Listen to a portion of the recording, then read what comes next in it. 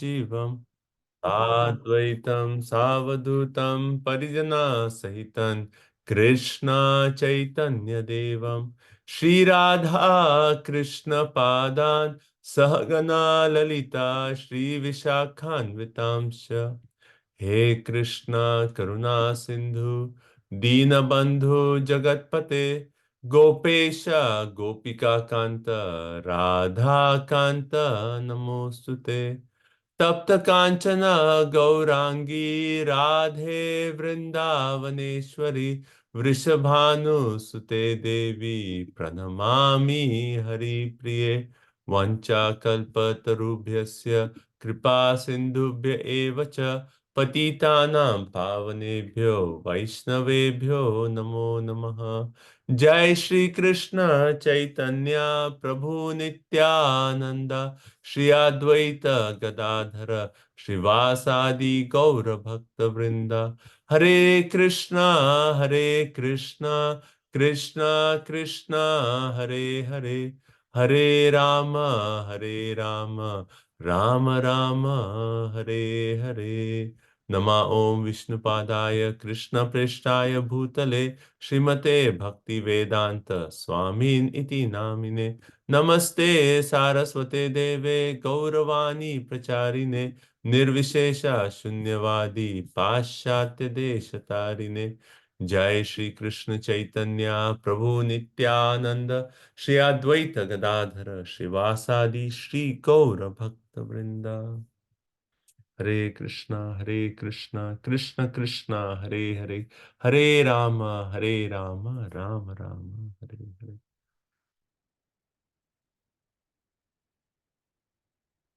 Hare Krishna. Srila Prabhupada ki jai. Okay, let's offer our prayers to Granth Srimad Bhagavatam. Om Namo Bhagavate Vasudevaya.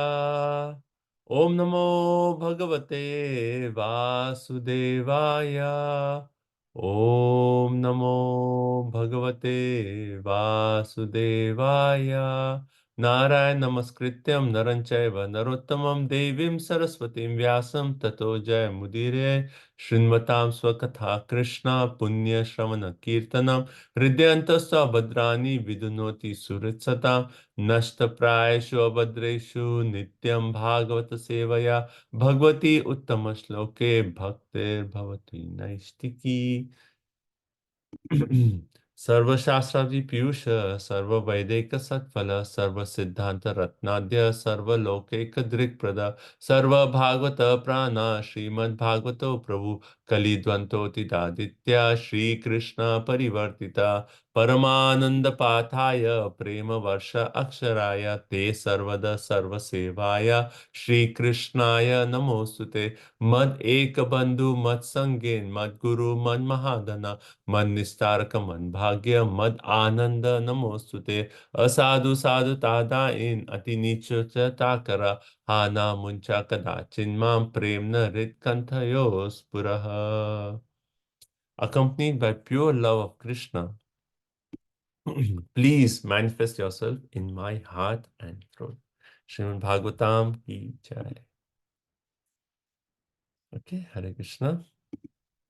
So welcome everyone. Thank you all so much for joining on this Sunday morning on the auspicious day of Ekadashi. So it's so many times more benefit on serving Srimad Bhagavatam on the auspicious day of Ekadashi. So thank you so much for joining. Okay, so we are in the fifth chapter of the third canto. The chapter is titled Vidura's Talks with Maitreya Rishi. So up to the chapter 4, starting from the first chapter of third canto, we have seen the talks between Vidura and Uddhava. And it's been a beautiful journey through these four chapters, and we have seen the devotion of Uddhava for Lord Shri Krishna, his feelings of separation for Lord Shri Krishna, and how he has that deep love, that attachment that Vidura actually saw, that this devotee is so exalted by just by thinking about Krishna, he is actually experiencing all these deep states of ecstasy.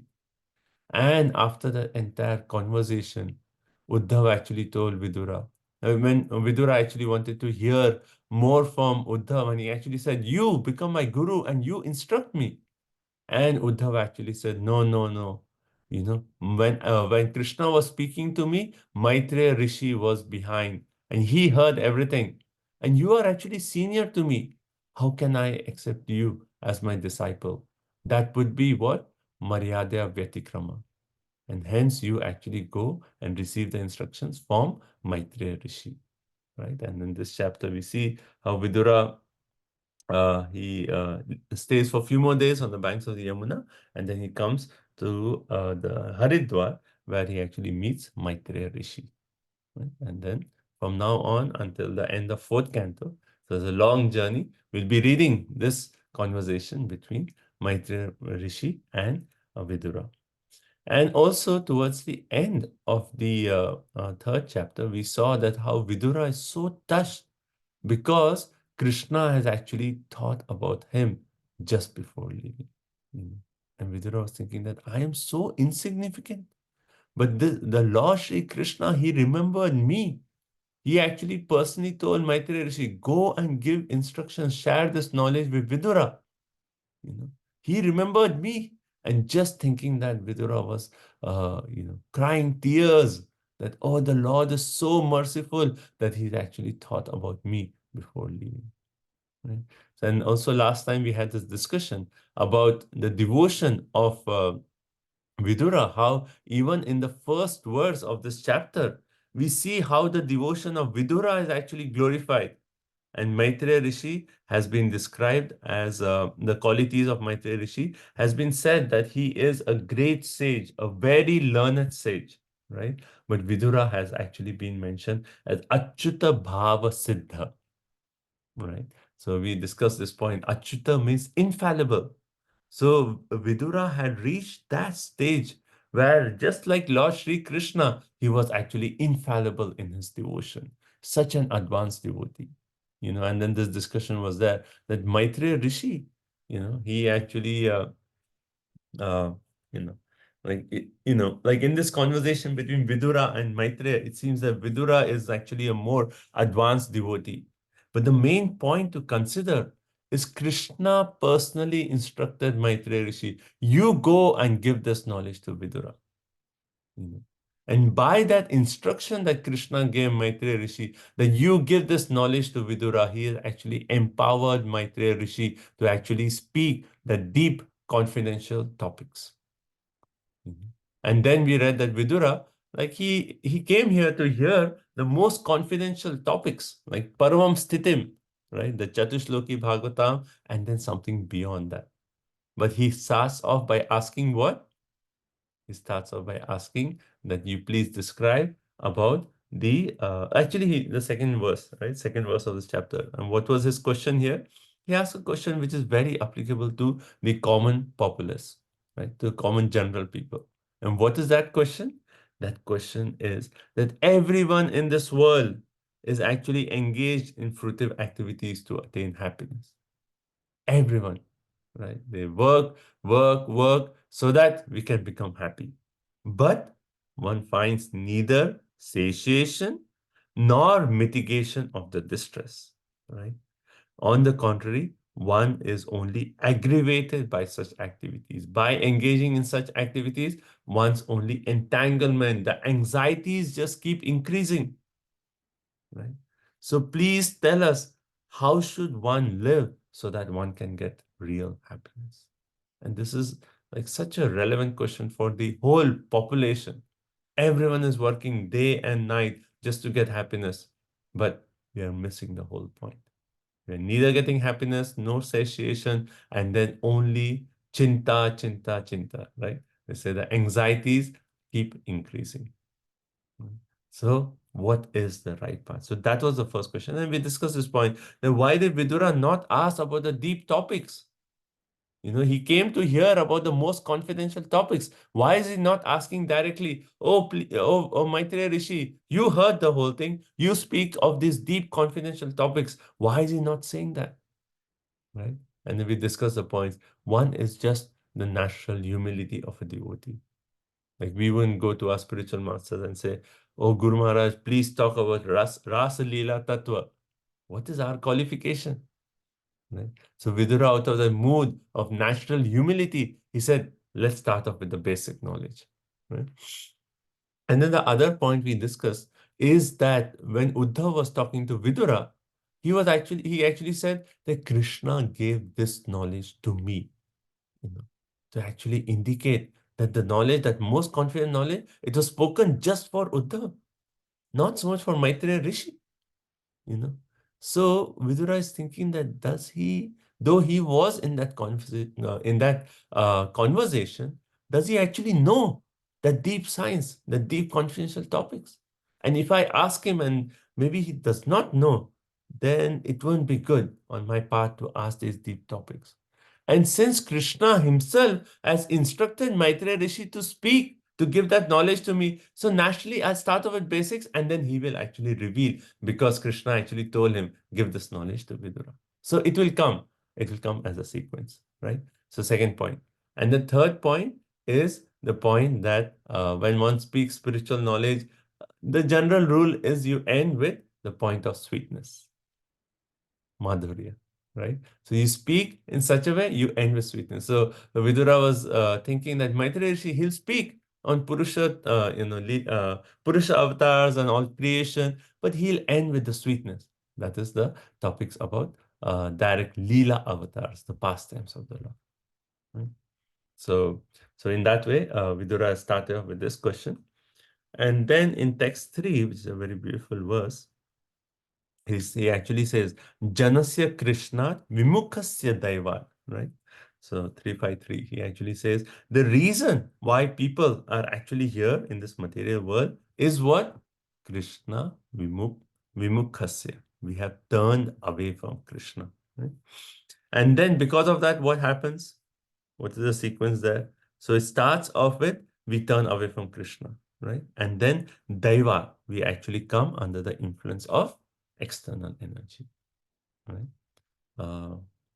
Krishna Bahirmukha Jeev Bhogavancha Kare Nikataste Maya Tare Chapotiya Dhare. So we come under the influence of Maya. And then what do? Adharma Shilasya. We actually engage in irreligious acts.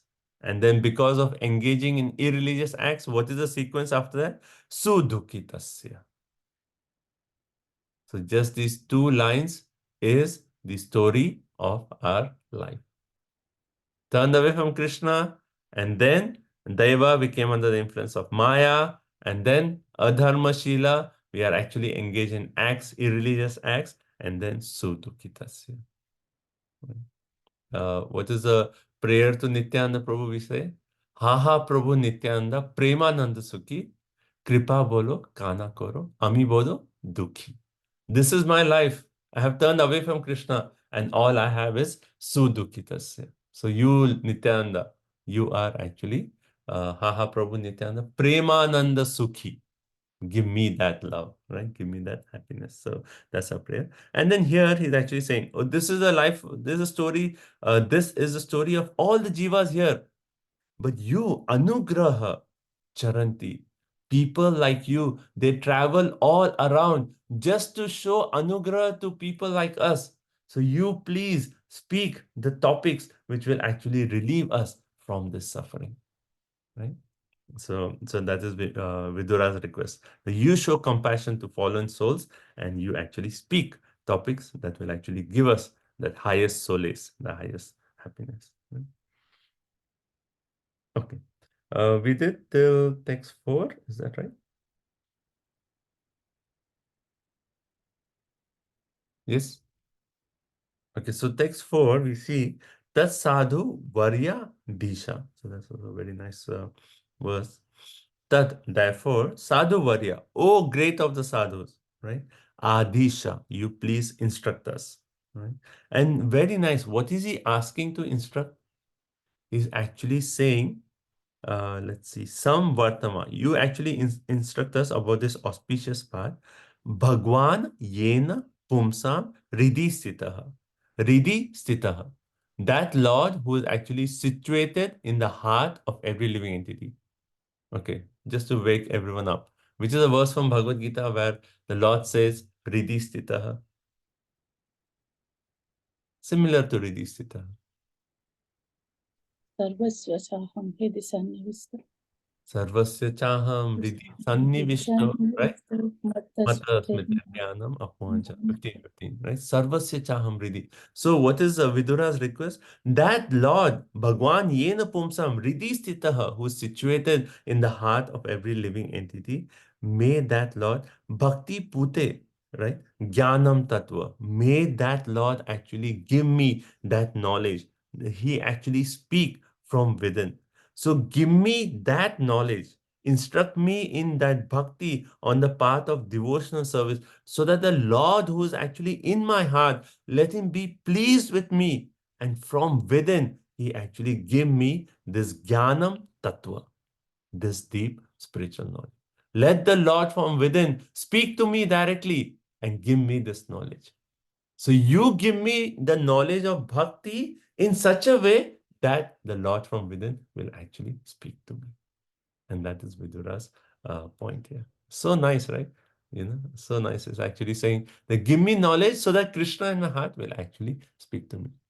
And which is the verse from Bhagavad Gita where Krishna says, I speak to them.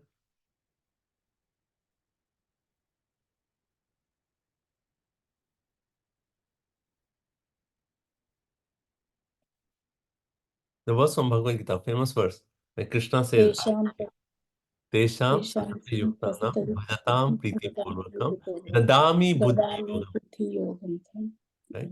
So, right. So this is all to wake everyone up. We think of shlokas, then our mind gets active. Right? Tesham satati yuktanam bhajatam. Those are actually engaged in devotional service. Dadami buddhi yogam. I give the intelligence. Right? So Vidura wants to come to that stage when Krishna himself in the heart will give him direct instructions. And why is he saying this? Because he's actually already missing Lord Sri Krishna. Like in the last verse of chapter 4, we see how Vidura is actually feeling so much separation from the Lord. So he's actually saying, and he is so fortunate that he had direct darshan of the Lord, direct interaction of the Lord. And now he's saying, you give the knowledge so I can again have that direct connection, direct interaction with the Lord. Because I'm feeling so much separation from my dear Lord Sri Krishna, right? And then Prabhupada in the purport made the point that the two aspects of bhakti, one is Vaidhi bhakti, where we actually engage in devotional service, following the rules and regulations, right? That is the initial stage. But then when we actually elevate ourselves to the stage of Raga bhakti, then at that stage, the Lord actually responds to us as from the Chaitanya, as Chaitanya. So when we have to come to that stage of Rag Bhakti, and the Lord will actually give us inspiration from within. He will speak to us. When we go and offer our obeisances to Radha Golokananda, and Radha Golokananda will tell us, oh, this is the next seva I want you to do for us. We will get that inspiration. Just like Madhavendra Puri, Lord came 3 times to him. Like Lord Chaitanya Mahaprabhu in Chaitanya Charitamrita said, see how Madhavendra Puri is so glorious. The Lord came 3 times to him to actually give him instructions. This is what you want. I want you to do for me. The Lord will speak to us, right? So that is what Vidura is saying. Okay. That's text number 4. Okay. Okay. So we'll continue from text number 5. And so let's see any comments up to this point, questions, any realizations.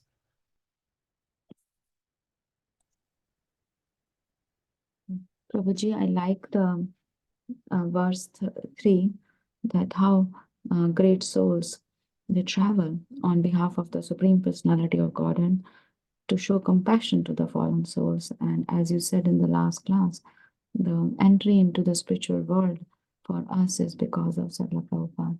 Thank you so much. Thank you. Yeah, particularly the word there uses Janardhanasya. They travel on the mission of Lord Janardhan. They are actually instructed, oh, you go, Srila Prabhupada, like how Srila Prabhupada said in one private conversation. Actually, I did not want to come here.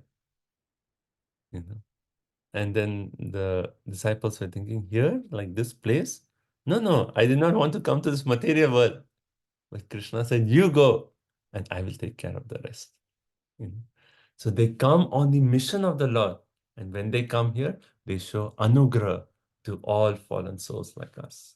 right? That is our dear Srila Prabhupada. Okay, thank you. Anything else up to this point? I was thinking, Hare Krishna, Prabhuji. yeah, go ahead. How the neophyte devotees rising to the Raga Bhakti and the Lord within responds as a Chaitya Guru or the spiritual master, a super consciousness. The Paramatma in the heart, actually, at that stage of Paramatma in the heart is actually Bhagwan himself, right? Bhagwan himself is giving us instructions. It's not the Paramatma anymore. Yes. Thank you. Yeah. Okay. So I was thinking of the point like the glories of Uddhav, like even in Chaitanya Charitamrita. Who is Uddhav in Chaitanya Charitamrita? And Lord Chaitanya Mahaprabhu's pastimes? Anyone else?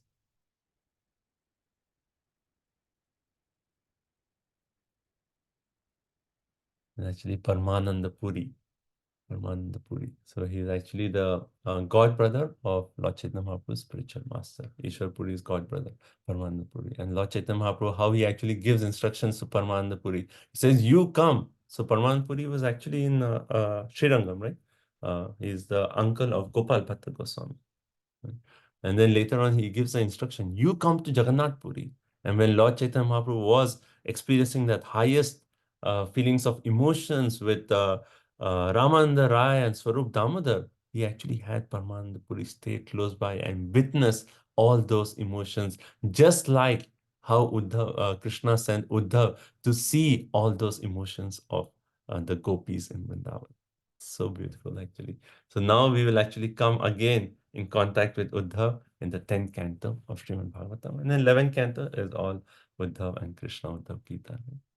So I was feeling like one way, like when we are reading about these characters, we should feel some kind of separation. Now we are reading about Uddhav. Now we will not be able to read. I mean, you can always go back and read. But that while you're going through a sequence of Bhagavatam, we should feel that connection with these personalities and feel separation. Oh, now Uddhav has actually left, and feel that, aspiration that now I want to hear more from Uddhav. So, Bhagavatam is actually live. It's a living Shastra, it's not just some characters in the past. We have connection. We have to develop a connection with all these characters. Okay, so ready, everyone? Everyone awake? Good, ready to go? Okay, so text number 5. Let's go. Karoti karmani kritavataro yani yatmatantro bhagavam striya disha yatha sasarja jagra idam driha niriha samstapya vrittim jagato vidhate. Hare Krishna translation. O great sage, kindly narrate how the Supreme Personality of Godhead, who is the independent, desireless Lord of the three worlds and the controller of all energies, accepts incarnations and creates the cosmic manifestation with perfectly arranged regulative principles for its maintenance. Hare Krishna. So one point is from this verse, Vishwanath Chakravarti Thakur is saying, from text 5 all the way to text 9, they are actually connected with the verb please describe. So basically here, Vidura is saying from text 5 to text 9, please describe, and these are the topics, right? So what is the first topic he's asking? Kindly, and this is verse is particularly referring to the Purusha avatars. And how do we know that? He says, kindly narrate Bhagwan Atma Tantra. That self-independent Lord, okay, who is actually Niraha, who is desireless, right? He is self-independent, right? Where in Bhagavatam do we hear the Lord is completely independent? 1.1.1, right? Swarat, he's completely independent. So that self-independent Lord who is Niraha, who is Niriha, desireless, right? He actually karoti karmani. He performs some kind of work, karma, right? Karmani, some transcendental activities, krita avataraha, by accepting incarnation. So who is being referred as Bhagwan Atma Tantraha? That Supreme Personality Bhagwan Sri Krishna, who actually Krita Avataraha, by accepting incarnations, Karoti karmani, he performs transcendental activities, and then he becomes the Lord as Tri Adisha. Even in previous chapter, we read this, Tri Adisha, the Lord of Threes. So here he's actually referring to the Lord of Threes in terms of Karandakshay Vishnu, Garbhodakshay Vishnu, Shirodakshay Vishnu, the Purusha avatars, right? Sasarge Agre Idam. At first, Agre, he creates, at first he actually creates Sasarje. He actually creates this cosmic manifestation. And then along with that, Samsta Thapya, he actually established Ritim Jagha, perfectly arranged regulative principles for maintenance. So it is the Lord who actually creates, and also he's actually the one who is creating everything in such a way that the maintenance of this material world is actually done.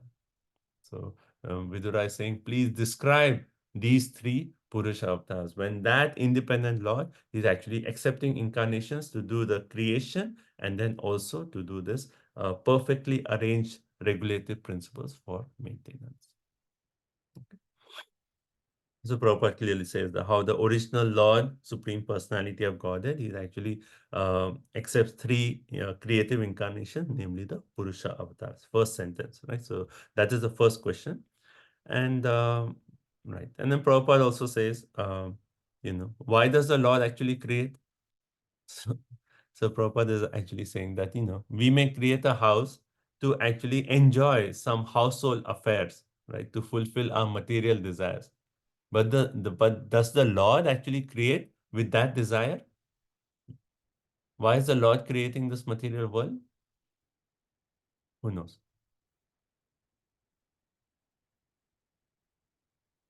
For the enjoyment of the conditioned souls. For Or the the illusory enjoyment of the conditioned souls.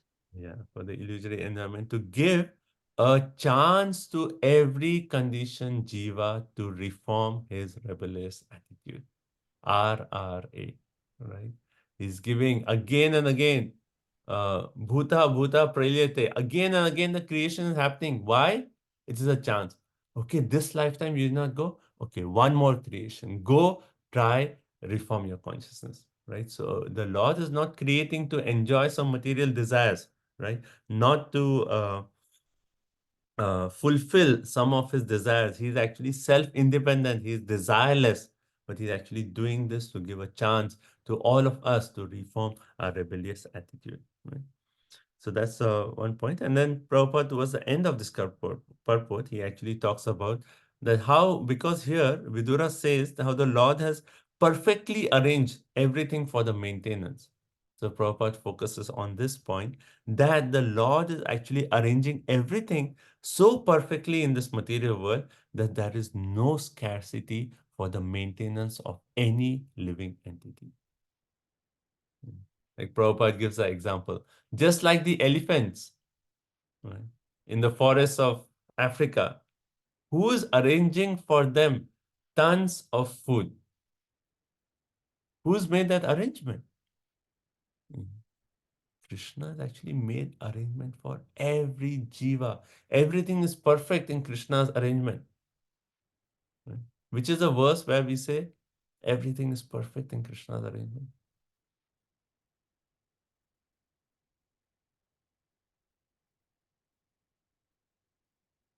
Ishopanishad? Ishavasam. So Om Purnam, Purnamada, Purnamidam, Purnat Purnam Udachate, Purnasya Purnamadhaya, Purnam Eva Shishyate. So Lord is perfect and complete, and all the units that are emanating from him are also perfect and complete. And then Isavasyam Idam Sarvam, Yatkincha Jagatyam Jagat, Tena Taktena Bhunjita, Magrida Kashya Suthanam. Everything that's animate and inanimate within this material world, it is controlled and owned by the Lord. One should therefore accept only those things which are actually necessary for himself, right? Necessary for himself, which is set aside as his quota, right?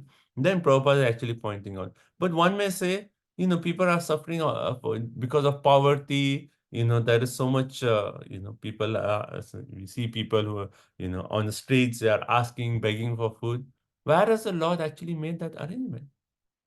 The point is, the Lord has made perfect arrangement, but we have actually messed up that arrangement. Right? And then Prabhupada says, makes the point, there is no scarcity in the world. The only scarcity is God consciousness, Krishna consciousness. It is due to lack of Krishna consciousness, lack of God consciousness. People are still, are sticking on to all those anarthas, greed, lust, anger, and administrative mismanagement. And because of that, there is all ups and downs in this world. Otherwise, the Lord has made good arrangement, perfect arrangement, but we have messed it up. Right? During COVID, one thing that was noticed, because the world had stopped for all of us, like no one was going to work, everyone was working from home, and then no, like everyone stopped traveling, industries were down. They said during COVID, all those things which were disturbed were coming back to their natural state. People were seeing like animals, habitat, which were more open, expressing themselves. And because we have, as human beings, we have messed up the system. That's why there's air pollution, water pollution, lack of food, all those things. They say if all the species of life, in all the species of life, if you take out one species, then everything would be perfect in the nature. And which is that species? Unfortunately, us. You take out the human species and everything will be perfect in nature. We have messed up everything, right? So everything is just to administrative mismanagement. So the only lack is actually lack of God consciousness, Krishna consciousness, right? So even personally for us in our life, we can think this as a point that the only lacking thing in my life is Krishna consciousness. Otherwise, like if you don't have this conviction, then naturally the mind will be absorbed that, okay, I need to get this, I need to do this, I have to be up with the society, hence I need to get this. All these other desires will come. But when we come to the point that the only thing that is lacking in our life is Krishna consciousness, then all these other things will actually subside and our focus will be ek vyavasayat mein buddhi eke hai Guru Nandana. Eke hai Guru Nandana. Right? So only lacking in our life is Krishna consciousness. Right? If our spiritual well-being is taken care of, then material well-being just follows. Prabhupada says as one of the purports of Bhagavad Gita, right? Okay, good. So we'll go on to text number 6. So he has asked about Purusha avatars. Next, let's see. What is the next question, next point that Vidura wants to hear? Yatha punasveka idam niveshya shete guhayam sanivritta vrittihi yogeshvaradishvara eka etad anupravishto bahudha yatasid. He lies down on his own heart, spread in the form of the sky, and thus placing the whole creation in that space, he expands himself into many living entities, which are manifested as different species of life. He does not have to endeavor for his maintenance because he is the master of all mystic powers and the proprietor of everything. Thus, he is distinct from the living entities. Hare Krishna. So now that how does that Karanadakshay Vishnu, Yatha Punaha, again that Karanadakshay Vishnu, he actually, particularly Prabhupada explains the form of space or sky, right? He actually lies down in that sky, right? In the sky of this form of space. And Prabhupada is here saying that this is actually referring to the Virat Rupa, that material manifestation. Right? He again enters into this material manifestation. Sheta Guhyam, Guhayam, right? He lies down within the universe, and also it is said lies down on his own heart in the form of sky, right? So when we actually, why is this in the form of sky mentioned? Later on, further in this chapter, we'll see which is the first element that is actually manifested of all the tanmatras. It's the sky, ether. Sky. Yeah, sky. So it starts off with the sky. So Lord actually, he lies down on his own heart in the form of sky. That means that everything is actually within the Lord himself, right? The whole creation is actually within the Lord. There's nothing outside of the Lord. And then Nivritta Vritti. So how does Karanadaksha Vishnu, he actually lie down and he take so many different forms, right? And Nivrittavritti. And when he's lying down, does he have to take care of his maintenance? Like Prabhupada, yesterday morning I was hearing, he was making the point in class. Like we all have to go to work, get money to pay our bills. But does the Lord have to go to work? Does he have to do a 9 to 5 job? No. He is actually Nivritta Vritti. He doesn't have to endeavor for his maintenance. Why? Because he is Yoga Ishvara. He's the master of all mystic power, and he's Adishvara. He is actually the proprietor of everything. Because the Lord is the proprietor of everything, and he's the master of all mystic powers. He doesn't have to do anything. Everything is na tasya karyam karanam cha vidyate. Right? He doesn't have to do anything. And then ekaha bahuda. That one, ekaha, has become bahuda.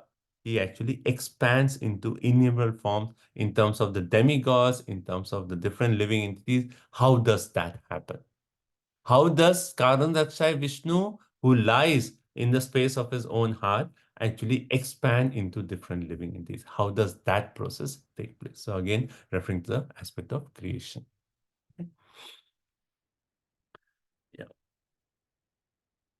Okay, yeah. And Prabhupada in the purport, he actually makes a point that, how again and again in Srimad Bhagavatam, we read about this creation, maintenance, and destruction, right? And Prabhupada is making the point that in different kalpas, what is a kalpa? Every day of Brahma, right? In the starting of the day of Brahma. So every day of Brahma, this creation takes place. There may be minor differences. So when we are reading about this aspect of creation, there may be minor differences in this creation, but the creative principles are the same. Creative principles are the same. Principle is happening, how the creation is actually taking place. But, there may be some minute differences between different kalpas. Hence, again and again, we read this point, right? And also Prabhupada makes the point that everything, why is it said the heart of the Lord? Because everything actually is the energy of the Lord. Sarvam khalva idam brahma. There's nothing beyond the Lord, right? The distinction is only in our vision that we say, this is spiritual, this is material. But from the Lord's point of view, everything is his own energies. Right? Okay. Is that a question?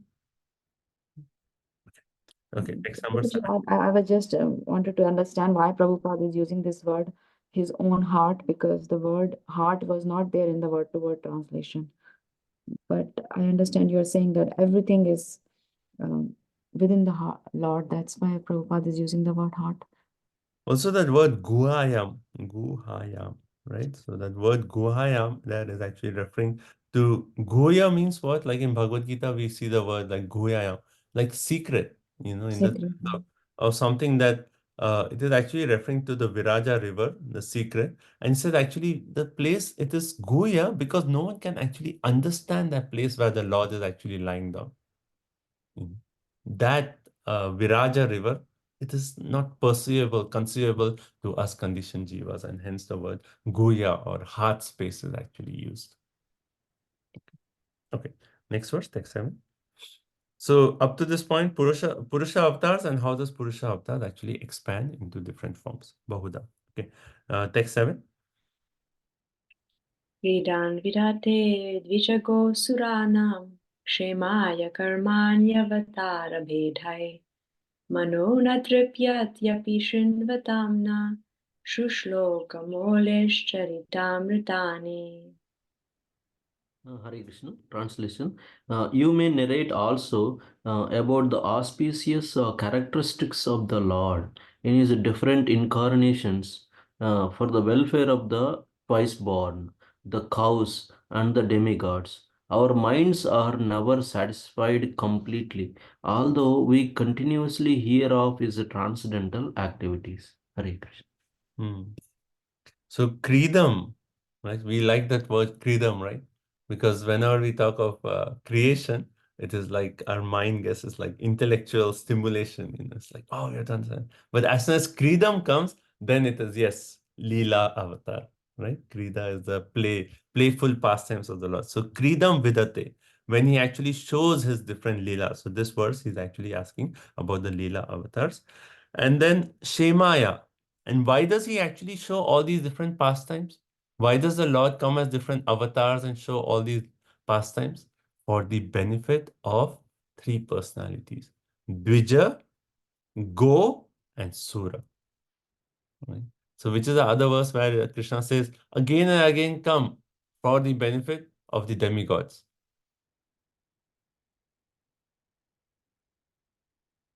Which is that verse? Paritranaaya sadhunam vinashaya cha. Bhagavatam. Huh? For the benefit of one particular demigod, Krishna is coming again and again. Oh, Indra. Which is the verse? Indra.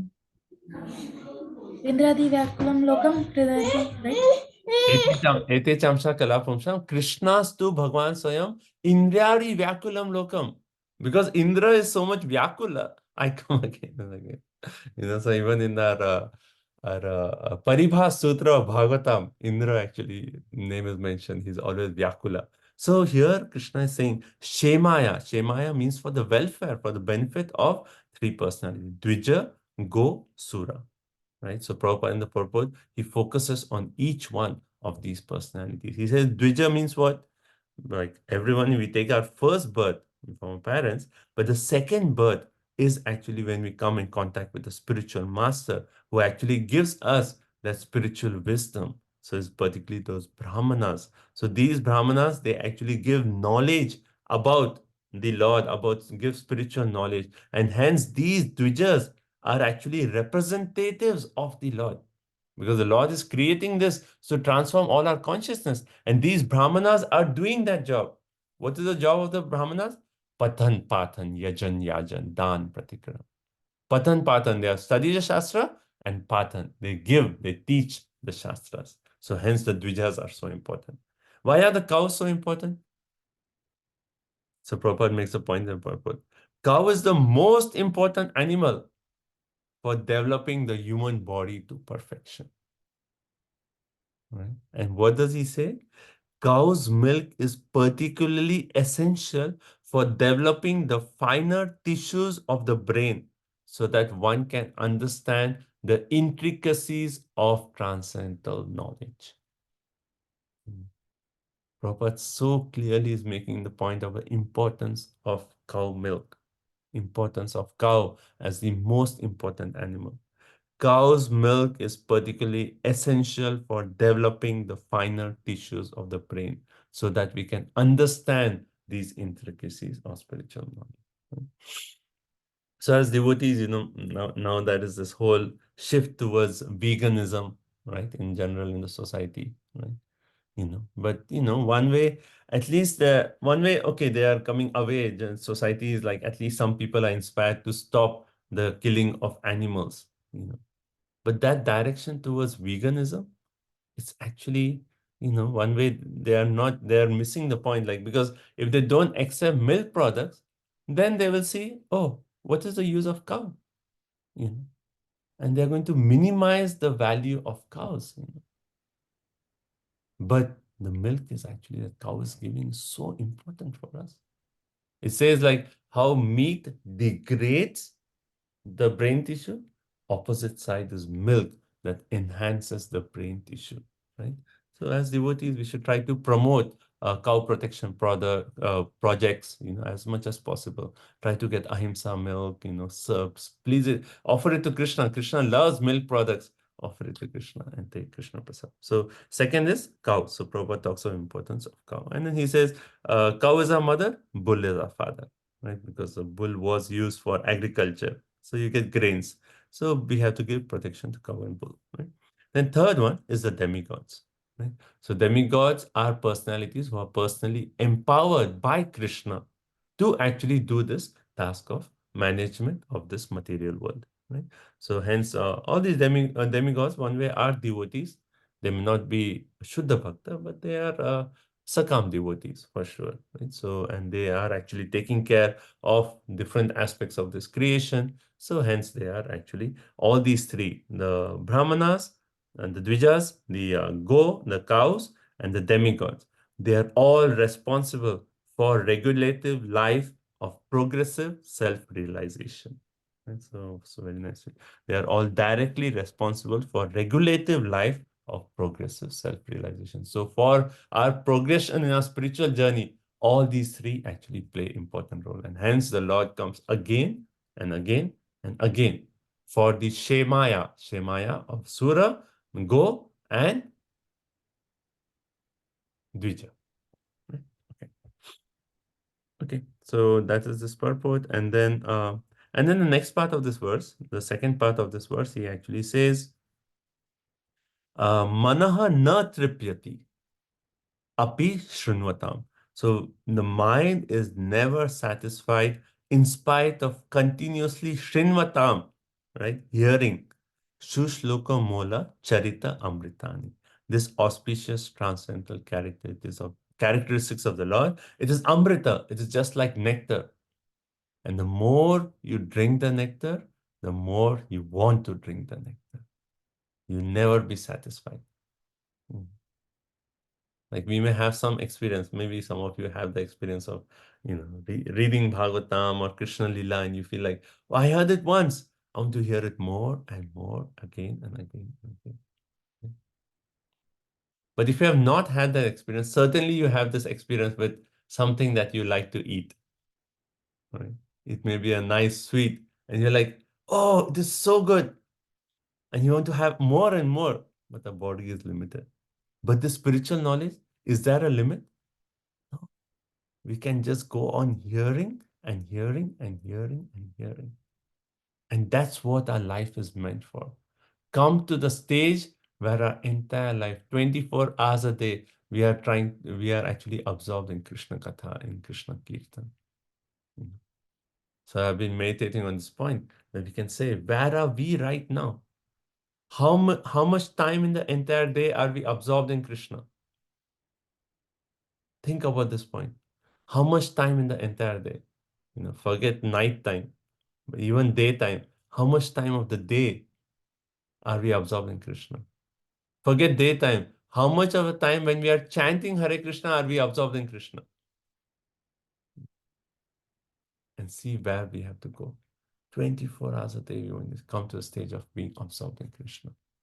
So when we think about this, it is very humbling. At the same time, it is also very, one way motivating that, yes, I have to take my next step in my spiritual life. I have to go deeper. I have to come to a stage where I can really be absorbed in Krishna, And this is what, so we should come to a stage, mana na tripyati. The more I study Bhagavatam, the more I want to study Bhagavatam. So I was just hearing one class, when Maharaj was actually making this point. He said that one of his friends, he's like a big, like a banking investment, very successful, lot of money. So he was just talking to him, right? It was a long weekend. And he said like, so how was your long weekend? What did you do? And then this person said, yeah, so on Sunday morning, 8 o'clock, I actually started reading Bhagavatam. And then he said, okay, so after that, what was you did? And then I read, and I read, and I read, and up to night 10 o'clock, I was just reading Bhagavatam. How was your weekend?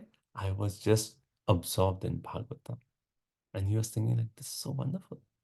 Who can actually sit and whole day say, okay, today's long weekend, I'm just going to sit and read Bhagavatam for this long weekend. So that kind of taste is required, and we have to like come to the stage where we develop that love for Bhagavatam. Mad eka bandhu mad sangin. Every time we sing in, this prayer we say in the morning before we start. Mad eka bandhu, oh, you are my dearest friend, oh Bhagavatam, right? Mad sangin, I'm aspiring for your association every day. Right? So that stage of love. So here Vidura is saying, mind is never satisfied, even if I hear again and again. Right? So you please continue speaking this Amrita. Okay. Text 8. Yastattvabedhair adhilokanato lokan alokan saha lokapalan achikplat yatra hi sarva sattva nikaya bhedo dikrita pratitaha.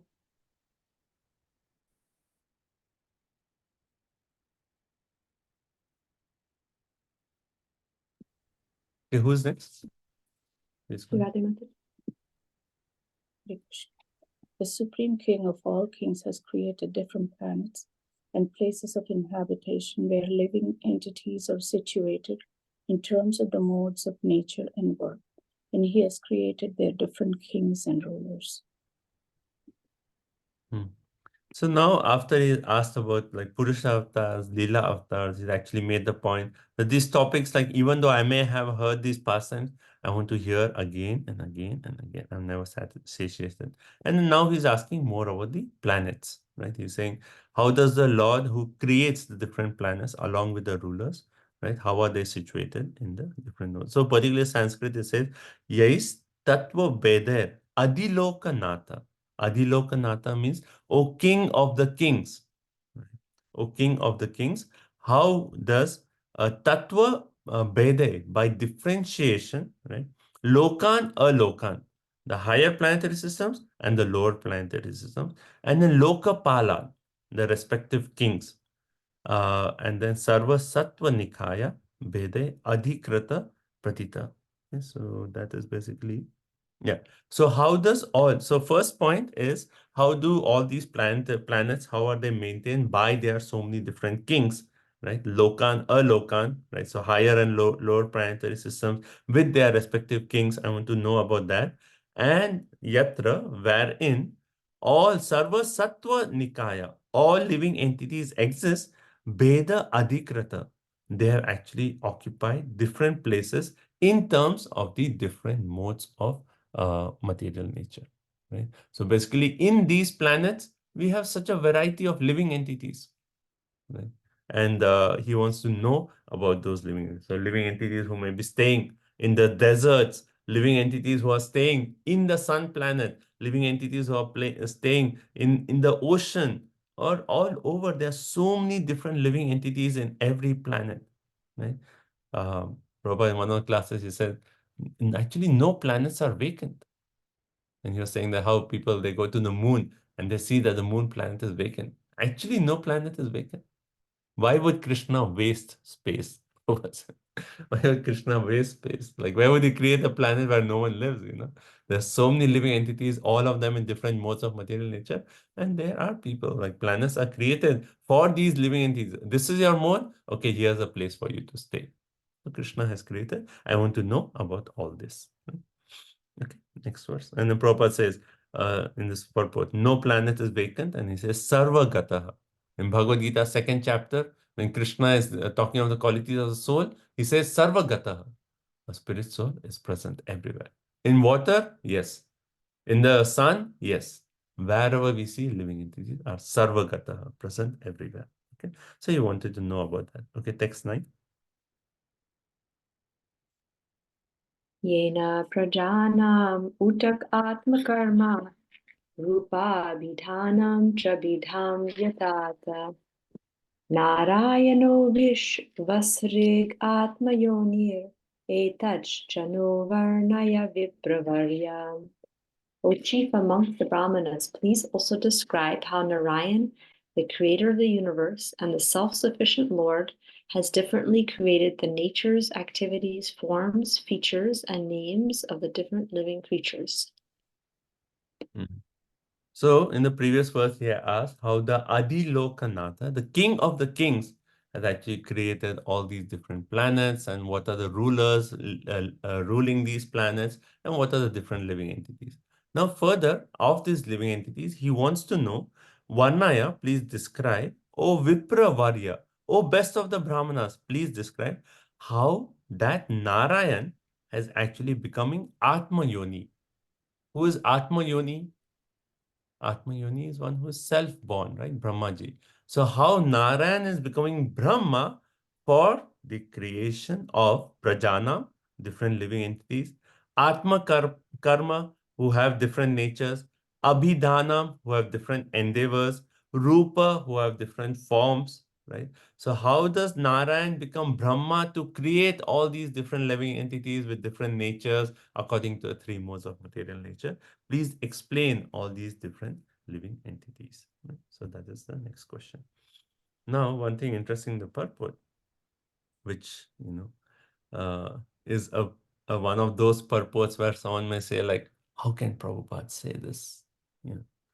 So in this purport, if you see, someone may say, oh, it's such a controversial purport. Like Prabhupada says, for example, the higher classes of men are white and the lower classes of men are black. Like Prabhupada is saying in the purport. This division of white of black is in terms of one's white and black duties of life. Pious acts leads to one to take birth in a good and highly placed family. So Prabhupada is saying that is white. And an impious acts leads one to become poor by parentage, to be always in want, to become fool or illiterate and so on, and ugly bodily features. Like, if so, how do we explain this, right? Why is Prabhupada actually making this point? So what are your thoughts on this? If someone challenges you and say like, isn't this a racist remark? Like, how can you say this? How can your Acharya make this point? How would you answer this question?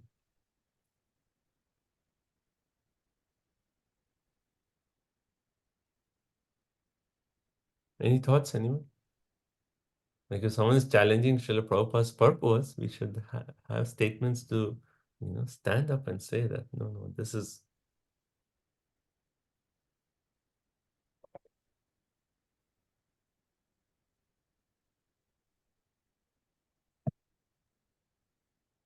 Anyone? It may be correct. Yeah. It may be correct that we got the body based on our bad, karma in the past lives, but also it's not limiting us from reaching Krishna. We still have opportunity to reach Krishna in whatever body we have.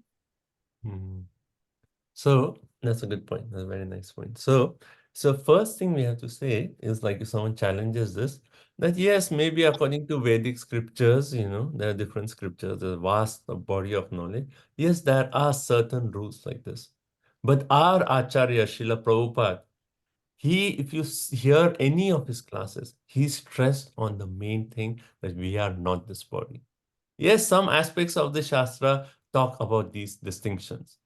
But our Acharya, he actually stressed throughout in his classes. Again and again, we'll hear how Prabhupada is saying, we are not this body, we are not this body. And we see in the life of Srila Prabhupada, when he came to the West and he made disciples, he didn't make any distinction based on what is the skin color or what is this. He made no distinction and he gave everyone an opportunity to progress in their spiritual life. And he made the disciples who may be like with a dark skin color, he actually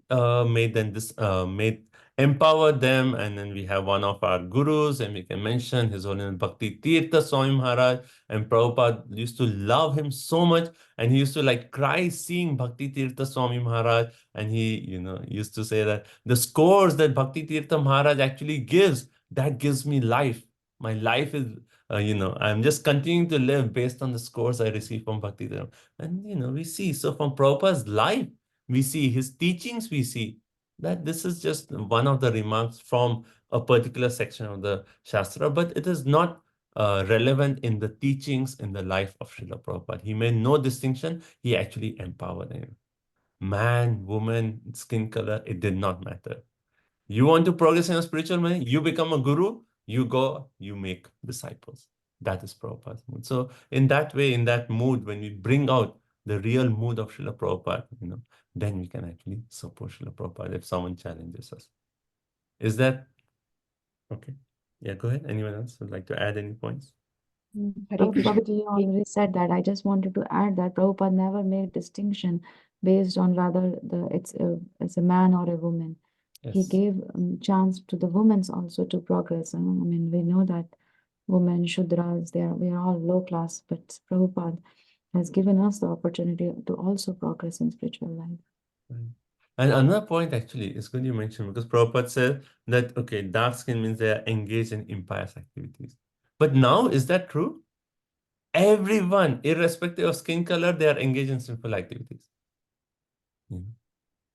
So everyone, one way, is actually somehow or other engaged in sinful activities. So Prabhupada's main preaching is like, whatever is your position, that is, whatever we have acquired, irrespective of that, you have an opportunity now to become Krishna conscious, perfect life, go back home, back to Godhead.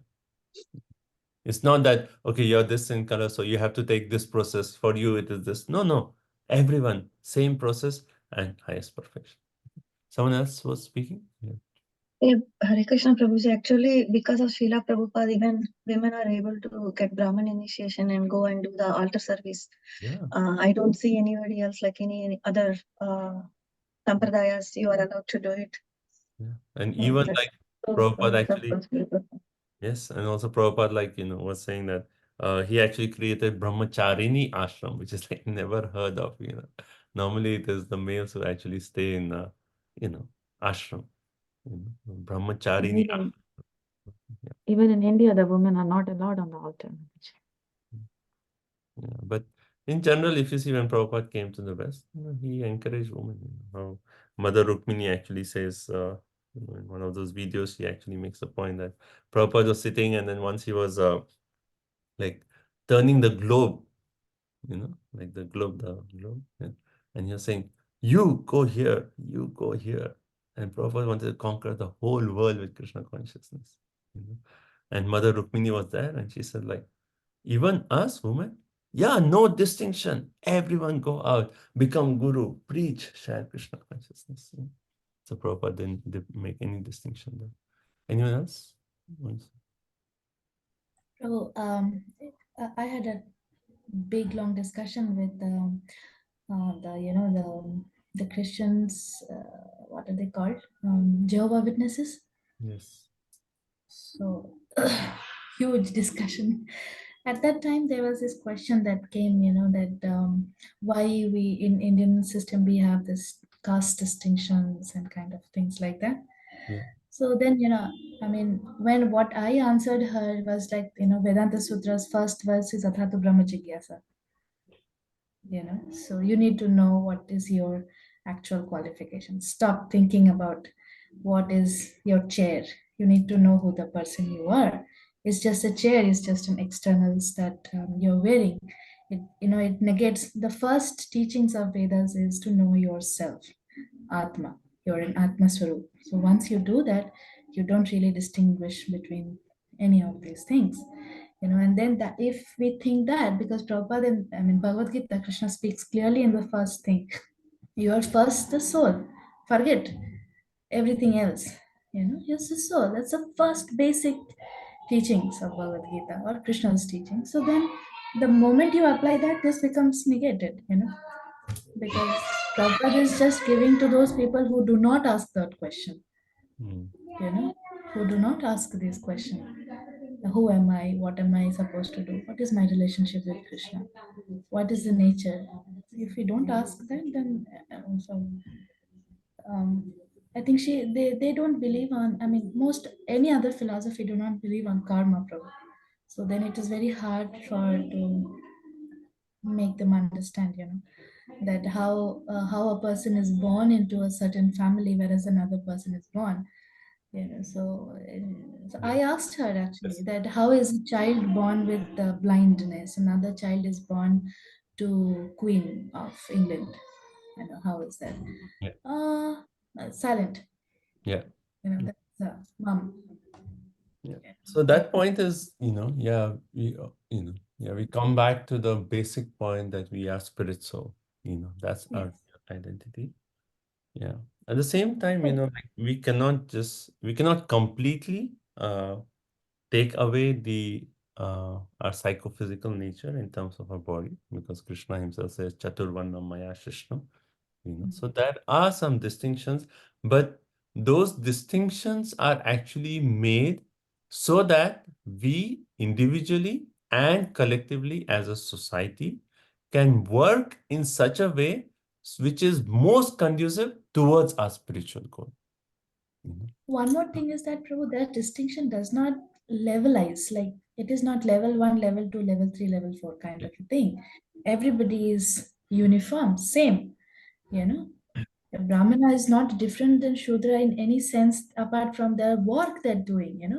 It has the same gross, like 5 eyes, 2 eyes and 1 nose, and same thing. 5 elements. How can you is just a, person's psychophysical nature. So we cannot.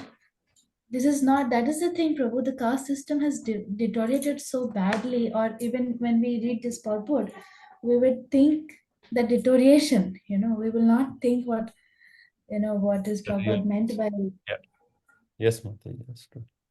Thank you. deterioration. Yeah. Gopinath Prabhu? Hare Krishna. Yeah, go on. Go ahead, Gopinath Prabhu.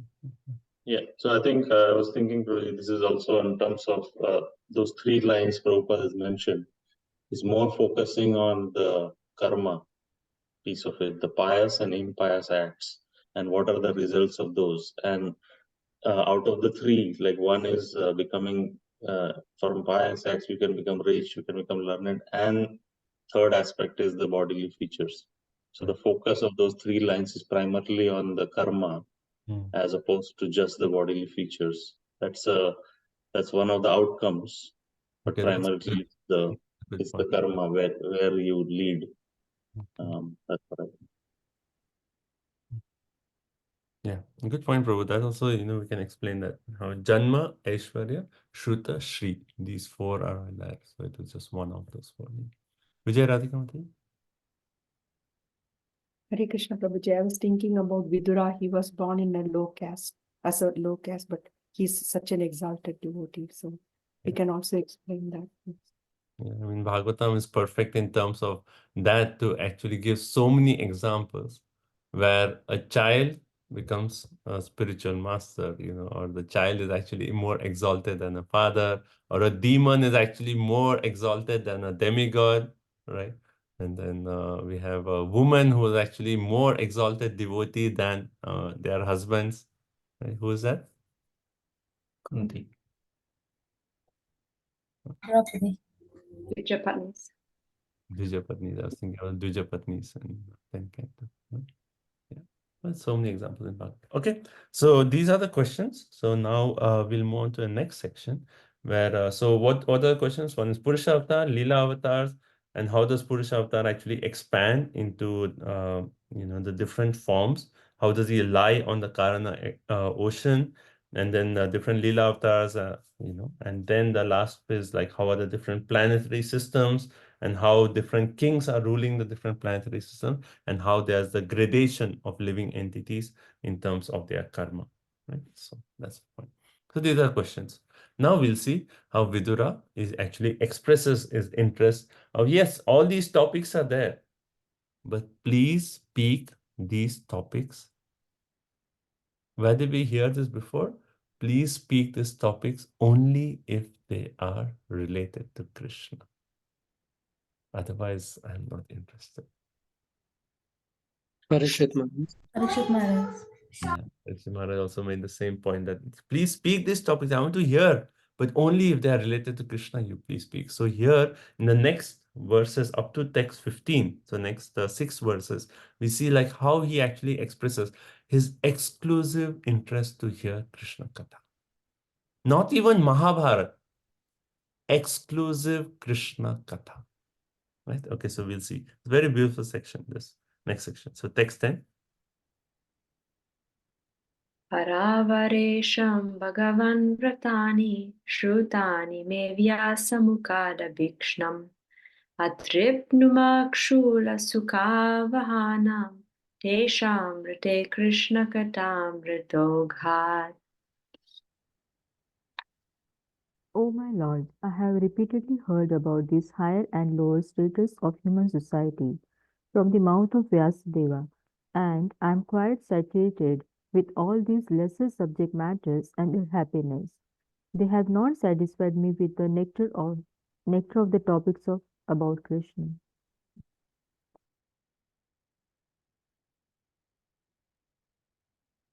Okay.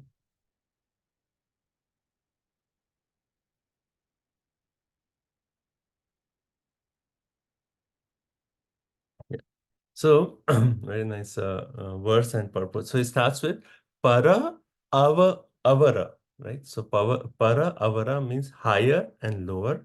Vritani, occupation. So, oh my Lord, Bhagwan, oh my Lord. So, Bhagwan here is referring to actually Maitreya Rishi. He's saying, oh my Lord, Bhagwan, Maitreya Rishi. Para, Avara, Vritani. All these different occupations. Shrutani me, I have heard all this. Vyasa Mukhad, from Vyasa, right? From Vyasadev. I have heard. So, Vidura is saying, I have heard from Vyasadev. And what is Vidura's relationship with Vyasadev? Father, right? Father. Yeah, father. So he's saying, I have heard all these topics, right? Abhikshanam means again and again I've heard these topics from Vyasadeva. But what is the result? A tripnuma. Shula sukha. Shula means small, like insignificant. Sukha avana. I have heard all these topics about the higher and lower occupations from my father, from Vyasadeva, repeatedly, but that has given me only a shula, a little insignificant happiness, right? Because they were Rite Krishna Katha Amrita Ogha. They were without the nectar of the topics of Krishna. So what does this mean? That yes, topics like Mahabharata, right? Yes, there are so much you can hear about people like to hear about Mahabharata, the Pandavas, the Kauravas, and there's a lot of like politics and, a lot of, high ups and downs and all those things. And Vyasa, don't speak Mahabharata to me now. I'm not interested in such topics where it's focusing on all the high. Any topics which are without the nectar of Krishna, please don't speak. I just want to hear the sweetness of the Amrita. He says, Amrita Ogha, the nectar of the topics of Krishna, right? So whatever I've asked, you should speak, but mix that with the sweetness of Krishna's pastimes. So that is what Vidura said. So even now we'll see further when we hear all these topics like creation. And then after that we'll hear about different incarnations, right? We'll hear about Varahadev, we'll hear about Jai Vijay, four Kumaras, all the different sweetness. So it is, yes, it is creation, but it is mixed with the sweetness of Krishna's pastimes, right? And that's how Vidura wants to hear. So Prabhupada in the purport says, people are interested in social and historical presentations. And, hence Vyasadeva compiled the Puranas, the Mahabharata. So it is satisfying most of the people, right? So even in India, I'm sure everyone had this experience that while growing up, Sunday, 9 a.m. to 10 a.m. Shops will close down, everything will close down, because that is a time when Mahabharata is shown on the national television network. Even like while growing up, it was just like Sunday 9 to 10, no engagements, no appointments, no phone call, because we are going to sit and watch Mahabharata. And that's how we grow up. I think many people in India have this, Ramayana, and first Ramayana used to come, then Mahabharata. But, in general, this is, very interesting to people. Politics, and then this drama and this. And Vyasadeva, hence he wrote the Mahabharata. Right? What did we read in the first canto, fourth chapter? Vyasadeva said, for those who are less intelligent, who are interested in all these, I wrote the Mahabharata. Right? So Vyasadeva wrote all that. But why did he write all these? To finally bring to the point of the essence of all these scriptures. So what is the essence of Mahabharata? What's the essence of the Mahabharata? Bhagavad Gita. Coming to the point of the Bhagavad Gita. So Vyasadeva has written all these to bring people to the point of the essence, which is actually the Bhagavad Gita. And it is, if you see how Bhagavad Gita is placed, you see the entire story of Mahabharata. So much drama and excitement and this and that and narration. And finally it comes to a point, okay, now the war is going to happen. And you're immediately excited. Now the war will start. And then all of a sudden, when your ears are fully open and you're like most attentive in that entire story of Mahabharata, and then what happens? Bhagavad Gita. Dharma Kshetre, Kurukshetre, Samaveta, Yutsava, and then that starts.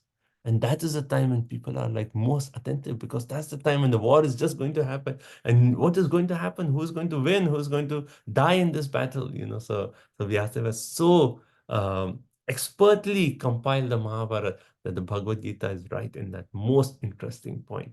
And that is the essence of the entire Mahabharata. Right? So similarly here, so Vidura is actually making the point that don't start off with Mahabharata and give me the essence as Bhagavad Gita. Just speak about the essence, because I've heard Mahabharata so many times. Right? So a sign of a devotee is how much he is actually attracted to these topics directly related to Krishna, the sweetness of Hari Katha. Right? The more we are anxious to hear these transcendental topics, the more is actually our devotion to the Lord is actually increasing. Right. So Vidura is a highly advanced. We have already read how advanced devotee Vidura is, and hence he wants to hear only Krishna Katha, topics which are directly in relationship with Krishna. One example that Prabhupada gives, and Vishwanath Chakravarti Thakur is actually giving, he says, Na Agni Tripyati Kasthanam. Right? Na Agni Tripyati Kasthanam. It says, fire cannot be satisfied by sticks of wood. I mean, in the sense that fire is burning. You give some pieces of wood. Will fire ever say like, okay, now I'm satisfied? No. It will want more and more wood. The more wood is given, the more it will actually get consumed, right? So similarly, this example, Prabhupada says in the purport, as fire is never satisfied in the consumption of firewood, so a pure devotee of the Lord never hears enough about Krishna. Just like fire, you put wood, it will burn it. So similarly, a pure devotee, the more you give Krishna Katha, the more you'll actually keep hearing these Krishna Katha. Right? So hence, Prabhupada makes the point. So all these events, like Prabhupada, even in lecture we see, like there are so many wars that we talk about in the history. Even in the schools, we study about this war, French Revolution, and then, so many wars have taken place in history. We are not interested in those wars, but we are interested in the war of Kurukshetra. Why? Because Krishna is there. And hence Prabhupada is saying, all these mundane topics can be transformed into spiritual topics when there is the presence of Krishna and his glorification. Right? So entire whole world can be transformed into Vaikuntha if all worldly activities are dovetailed with Krishna Katha. Right? So all these topics you can speak, but dovetail it with Krishna Katha, and then all these topics will be nectarian. Right? And then Prabhupada concludes by saying, two important Krishna Kathas are current in the entire world. What is that? Live to Give campaign and Bhadra campaign. Right? Bhagavad Gita and Srimad Bhagavatam. These are the two important Krishna Kathas, right? So Bhagavad Gita is Krishna Katha, which is spoken by Krishna. Srimad Bhagavatam is Krishna Katha because it's all about Krishna. So Lord Chaitanya advised all his disciples to preach Krishna Katha all around the world without discrimination. This is the last sentence of purpose. Because the transcendental value of Krishna Katha can purify one and all from material contamination. You see Prabhupada's mood. All disciples of Lord Chaitanya Mahaprabhu. If you're a follower of Lord Chaitanya Mahaprabhu, take Bhagavad Gita, take Srimad Bhagavatam, go out, distribute. This is the order of Lord Chaitanya Mahaprabhu. Okay, next verse. Prabhu, I just wanted to ask you, this could be like a little mundane, but isn't it like the son is complaining about the father? That I mean, he's also, Vyasadeva has a particular purpose to fulfill. He's actually doing it for the benefit of lokasya janato, right? People do not know what is really good for them. He compile, okay, lesser intelligent people, Mahabharata, but finally they'll come to Bhagavad Gita. So that's his strategy. Sometimes like devotees may actually, when they go out to preach, they may start with like Hatha Yoga. They may preach Hatha Yoga. But what is the finally they want to come? They want to bring people to the point of Bhakti Yoga. So they may use that strategy, but we don't criticize. And if you are like, meeting a devotee, like, devotees are getting together, you won't say, talk about Hatha Yoga and then come to Bhakti. That's all. Come to Bhakti. That's what. So he's not criticizing, but he's saying that is his strategy. But for me, I am, already crossed that bridge. I've come on this side, so just speak on this side of Bhakti Yoga or Krishna Katha. so it is like but when Vidura was present in the same place as Vyasadeva used to visit, so isn't it that Vyasadeva would have already given him pretty high topics of Krishna consciousness? But, you know, I mean, why is that so that Vidura has not really received? Like he's actually getting it first time from Uddhavji and Maitreya, you know, So in spite of. that's the thing in the previous chapter, because what Krishna actually revealed to Uddhav was something which was not revealed even to. Not given before. Yeah, so that is what Vidura wants to hear. And because he is not directly asking, speak of those confidential, he's kind of indicating that that's the nectar I want to hear.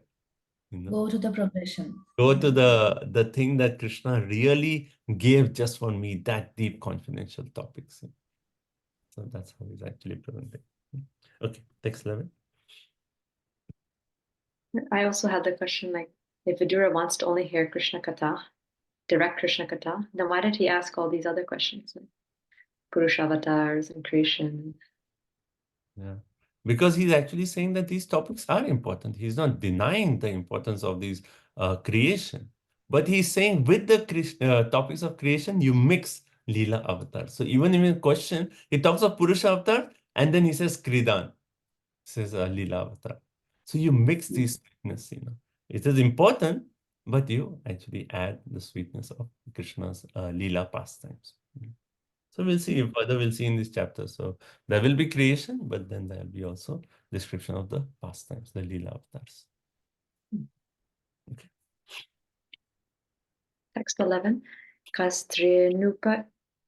Kastripnuyatirtapado bidhanat satreshu va suribhir idyamanat yakarnanadim purushasya yato bhava pradam geharatim chinati.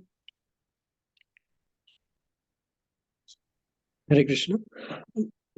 Who in human society can be satisfied without hearing sufficient talk of the Lord, whose lotus feet are the sum total of all places of pilgrimage, and who is worshipped by great sages and devotees? Such topics can cut off one's bondage to family affection simply by entering the holes of one's ears. Hare Krishna. So, and in this purpose, this is a beautiful verse. But it says, Ka tripnyutat. Who in this human society can be satisfied? Right? Unless they actually sufficiently hear abhidhanat. Abhidhanat means sufficiently hear what? Tirtha padaha, whose lotus feet are places of pilgrimage. Such a beautiful Tirtha padaha. Wherever Krishna is present, that becomes a holy place. Where topics of Krishna are spoken, that is the holy place. So Tirtha pada. And then Idya Manat, one who is actually worshipped by Suribhi, the great sages and devotees. So two main adjectives he actually uses to describe Krishna: Tirtha Padaha and Idya Manat Suribhi. So who in this human society can be satisfied, tripta, without hearing sufficient talks of the Lord Sri Krishna, who is Tirthapada and who is worshipped by the great sages. That's the first part. And the second part, he says, Karna Nadim. What is Karna? Ears, right? Ears. Karna Nadim Purushasya. Such topics, when they enter into the holes of the ear, then what happens? Two benefits is given. Bhava Pradam, right? The birth and death, the cycle of birth and death. And Geha Ratim. Geha Ratim is family affection. Both of them are Chinnati. Chinnati is actually cut off. Cut off. Just when these transcendental topics enter into the ears, then what happens? Our attachment to this worldly life ends, and then a cycle of birth and death is actually finished.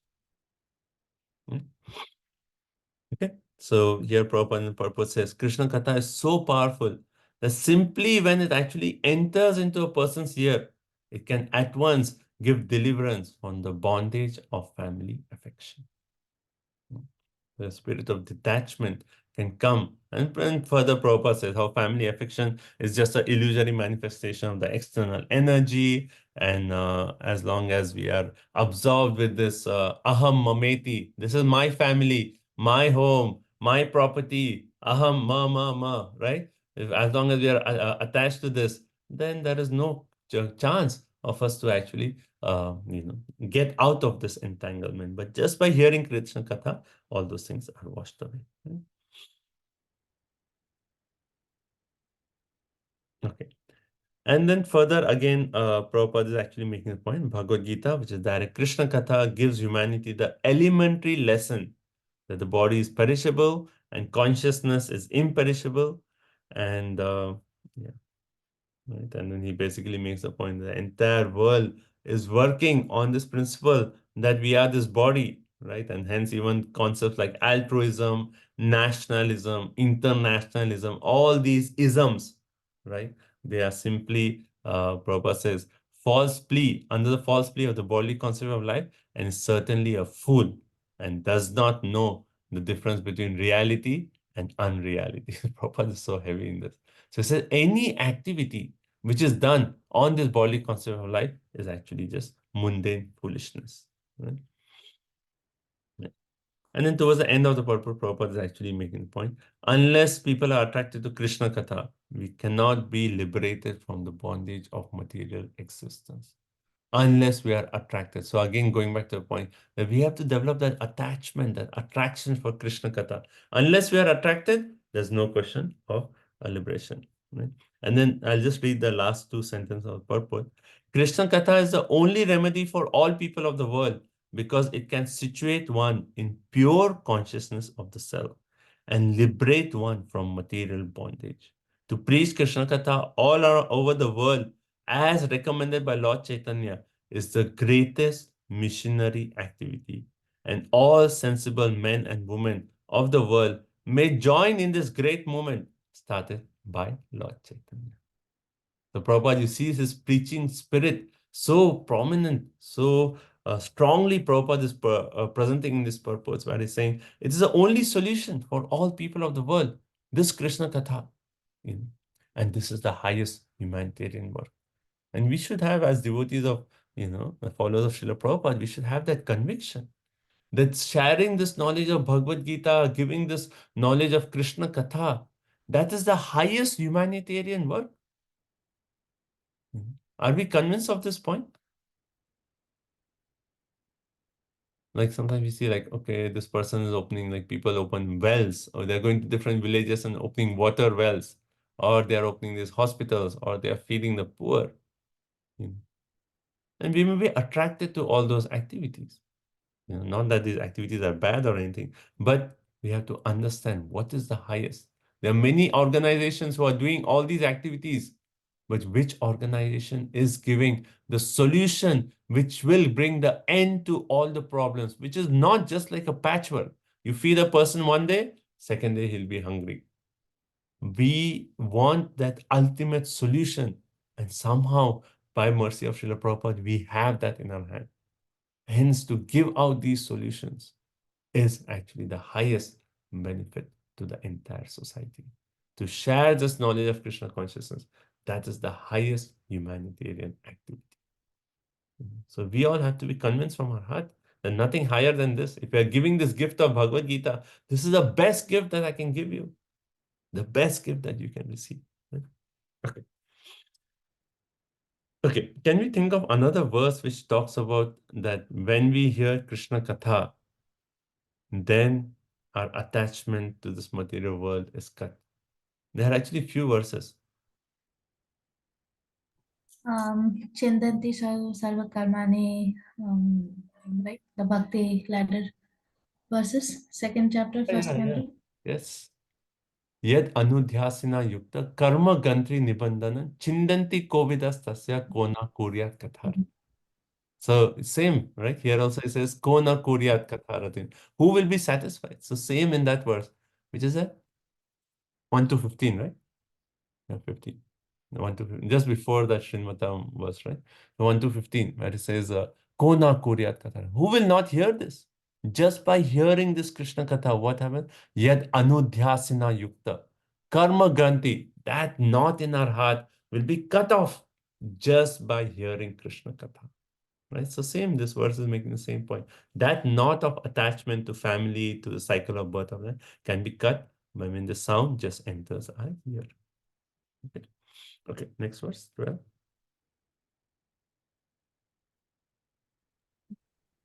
Munir vivakshur bhagavad gunanam sakapite bharatamaha krishnaha yasmin rinam gramya sukhanuvadair matir vihitanuhare katayam. Hare Krishna. Your friend, the great sage Krishna Dvaipayan Vyasa, has already described the transcendental qualities of the Lord in his great work, the Mahabharata. But the whole idea is to draw the attention of the mass of people to Krishna Katha, Bhagavad Gita, through their strong affinity for hearing mundane topics. Hare Krishna. So again, we discussed this point. So here is further elaborating, like even the Divyanita Mata is your point, but he's not here, he's actually further making the point that why Vyasadeva actually gave this, right?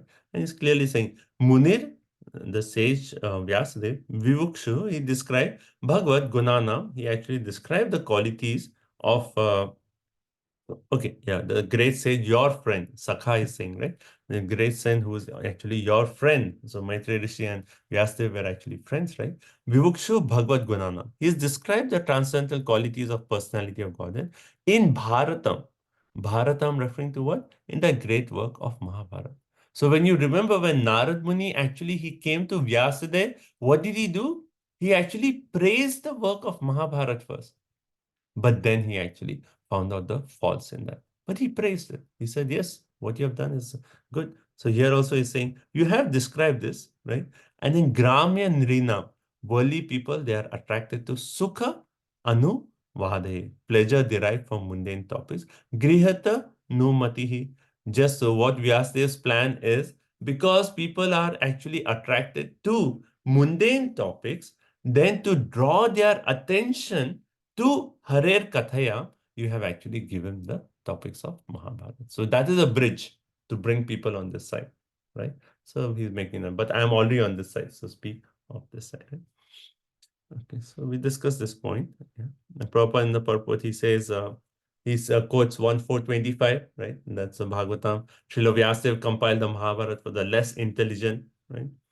But the Vedanta Sutra is actually compiled for those who have already above all these mundane topics, right? And what is the national commentary of the Vedanta Sutra? The Srimad Bhagavatam. So Srimad Bhagavatam, or for those, Prabhupada is actually making the point, for those who have tasted the bitterness of so-called happiness of mundane affairs. Right? And one may say like, I still have attachment to mundane things.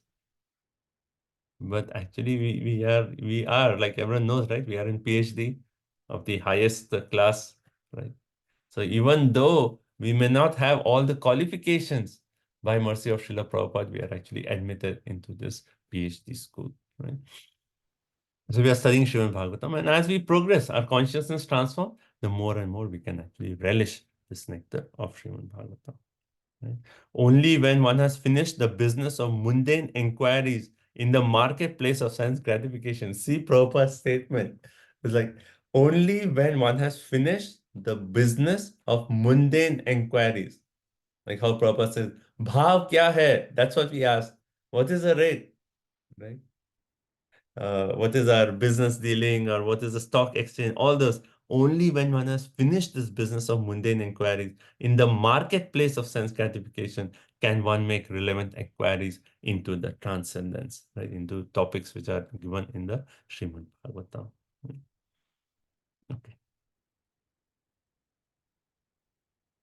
Right. And then Prabhupada is actually saying Srila Vyasadeva had no interest in writing the history of mundane activities other than to give the less intelligent persons a chance to come in contact with the glorification of Lord Shri Krishna. Right? Otherwise, Vyasadeva is not at fault at that way, because he actually given this as a bridge for people. Right? Okay, text 13. Sashradadhanasya vivardhamana viraktimanyatra karoti pumsaha hare padanu smriti nirvitasya samasta dhukab yayam ashudhate. For one who is anxious to engage constantly in hearing such topics, Krishna Katha gradually increases his indifference towards all other things. Such constant remembrance of the lotus feet of Lord Krishna by the devotee who has achieved transcendental bliss vanquishes all his miseries without delay. No, beautiful verse. Sa, right? Sa here is actually referring to these topics of Krishna Katha, right? Shraddha Dhanasya, right? One who is anxious to hear, one who hears this topic with faith, with Shraddha, right? Thinking that this topic, my entire life is dependent on this. This topic is the highest goal of life. One actually hears this topic with full attention, saying that this is everything, my solution to all the problems in life, my goal, my bhakti is all dependent on this topic. So one who hears this Krishna Katha with that Shraddha Dhanasya, then what is the benefit? The first one is, so 4 benefits are there. Vivardhamana viraktim anyatra. That basically says one gradually increases his indifference to other topics.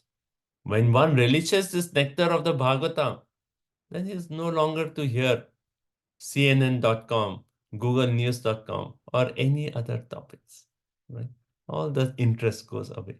And one is just wants to get up in the morning and relish Srimad Bhagavatam. So gradually increasing indifferent to other topics, like Anyatra, no other topic. Second one, Harera Pada Anusmriti. Harera Pada Anusmriti. Just by hearing these topics with that Shraddha, our constant remembrance, Anusmriti, of the lotus feet of Lord Hari will actually take place. Like our final goal is to be absorbed in Krishna, to have that constant remembrance in Krishna. Antakale cha mam eva, smaran. We have to do that smaran. But here is saying when these topics go into our ear, then we can do Harer Pada Anusmaran or Anusmriti. Right? Then Nirvritasya, one will actually achieve that highest transcendental bliss that we are all looking for. Right? Like Shishtastakam first verse. Right? Cheto Darpanam Arjanam. One can receive the highest transcendental bliss we are looking for. We can get that through this Harikatha. And then Samasta Dukkha Apyayam Asu. Asu means what? Very quickly, without delay, all our miseries will be washed away. So this verse reminds me of the other verse in 177. Yasyam vai shruyamanana Krishne paramapurushe bhakti utpate pumsa shoka moha bhayapaha. Right? One who actually hears Yasyam shruyamananam, hears this Krishna Katha, then what happens? Yasyam yai shruyamananam Krishne paramapurushe bhakti utpate shoka moha bhayapaha. Shoka, moha, bhaya, they are washed away, and then bhakti is manifested in our heart. So here also it says, by hearing what is happening, our constant remembrance to the Lord is increasing, we get transcendental bliss, our miseries are washed away, and then our indifference to other topics increases, right? And we get detachment from topics of dharma, artha, kam, moksha, etc. Okay, so Prabhupada in the purport makes the point how the Krishna Katha and Krishna are on the absolute plane. So when a sincere devotee reads Bhagavad Gita, this is as good as seeing the Lord face to face in his personal presence. When we read Bhagavad Gita, it is as good as seeing Krishna face to face. It's so beautiful. And then also in Srimad Bhagavatam, we know that Prabhupada says, one can see Krishna face to face in every page of the Srimad Bhagavatam. Right? We can see Krishna right here is present. But we have to read with, how should we have to hear? What is the qualification for hearing? Shraddha Dhanasya. right? With that faithful, with that eagerness, with that anxiousness that, yes, this is it. This is it. I just want to, this is the highest goal. Perfection is to hear Krishna Katha, to hear with that eagerness, then we can see Krishna face to face. Right? So Prabhupada talks about the Shraddha Dhana or faithful devotee can actually derive all the benefits from the Bhagavad Gita because by the omnipotency of the Lord, he achieves the transcendental bliss which vanquishes attachment and nullifies all miseries. Okay, next verse 14. Prabhu, this just reminded me of Mahaprabhu's pastime of the Brahmana at Ranganath who could not read, but just by looking at Bhagavad Gita, he was remembering Krishna. How his chariot driver and Mahaprabhu became so happy. Sure, that's a very touching story, like how he was crying reading Bhagavad Gita, and Mahaprabhu actually embraced him, said, "You are the true person. You are the one who has actually understood Bhagavad Gita." And he used to actually recite Bhagavad Gita with all grammatical mistakes and not properly, and other people used to make fun of him. What are you reading? You don't know Sanskrit. What are you reading Bhagavad Gita? Yes. Thank you. That's a nice one. Okay, text 14. Let's do 14, 15, and take a break. Tanchocha shochana vidonu shoche hare katayam vimukana ghena kshinoti devo nimishashtu yesham ayurvritavadagati smritinam. O sage, persons who because of their sinful activities are averse to the topics of transcendence and thus ignorant of the purpose of Mahabharata, Bhagavad Gita, are pitied by the pitiable. I also pity them because I see how their duration of life is spoiled by eternal time, while they involve themselves in presentations of philosophical speculation, theoretical ultimate goals of life, and different modes of ritual.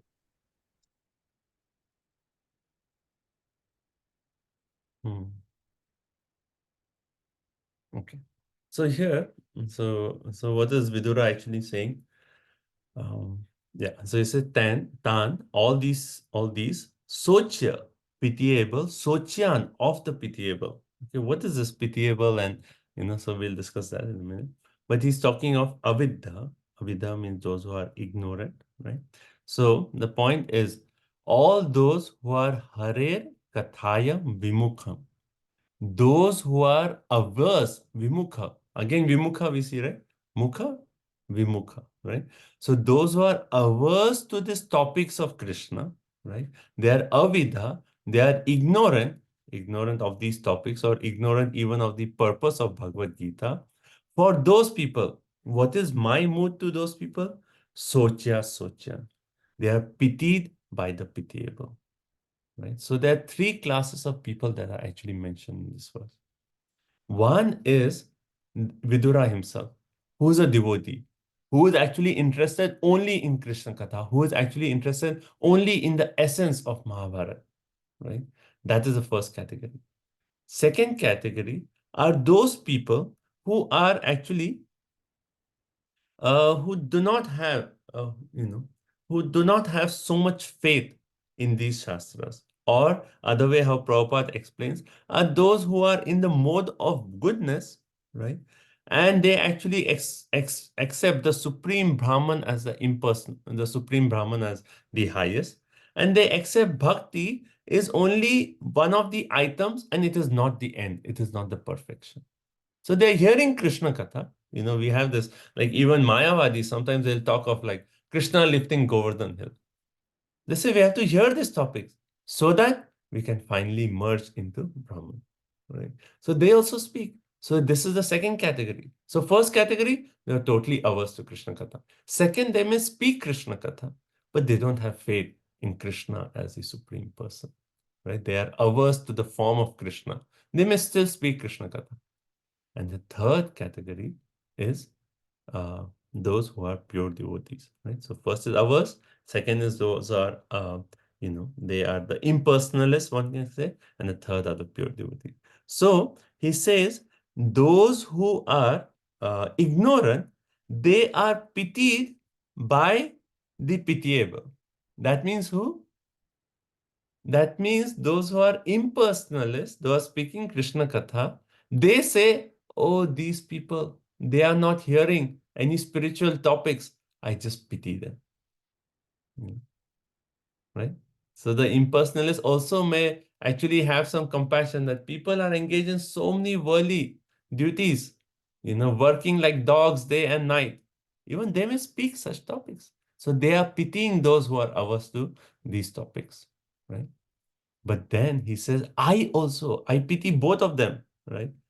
I also pity them because I also pity. So devotee pities both the other two categories, right? The impersonalists and those who are averse, ignorant of Krishna Katha. Is that okay? Like the three categories, right? So one is averse, one is maybe the impersonalists, or those are in mode of goodness, or those who hear Krishna Katha with no faith, right? And then the pure devotees. Now, why are they pitying, right? Why are they pitying? And the point here is because he says, one is Ayu Vritaha, right? Because their duration of life is uselessly spent, not hearing. The purpose of our life is to be absorbed in Krishna Katha. If you're not doing that, then your life is simply wasted. Which is a verse for this? Ayur Harati Vaipumsam, right? So rising and setting of the sun, your age is simply going if you're not hearing Krishna Katha, right? So one, Ayu Vritaha, because their duration of life is spent uselessly. Second, Vada. Vada means they are simply engaged in philosophical speculations, not ready to hear Krishna Katha. Okay. Gati, they actually do not know what is the Parama Gati, what is the real goal of life. They just make some theoretical goals of life, right?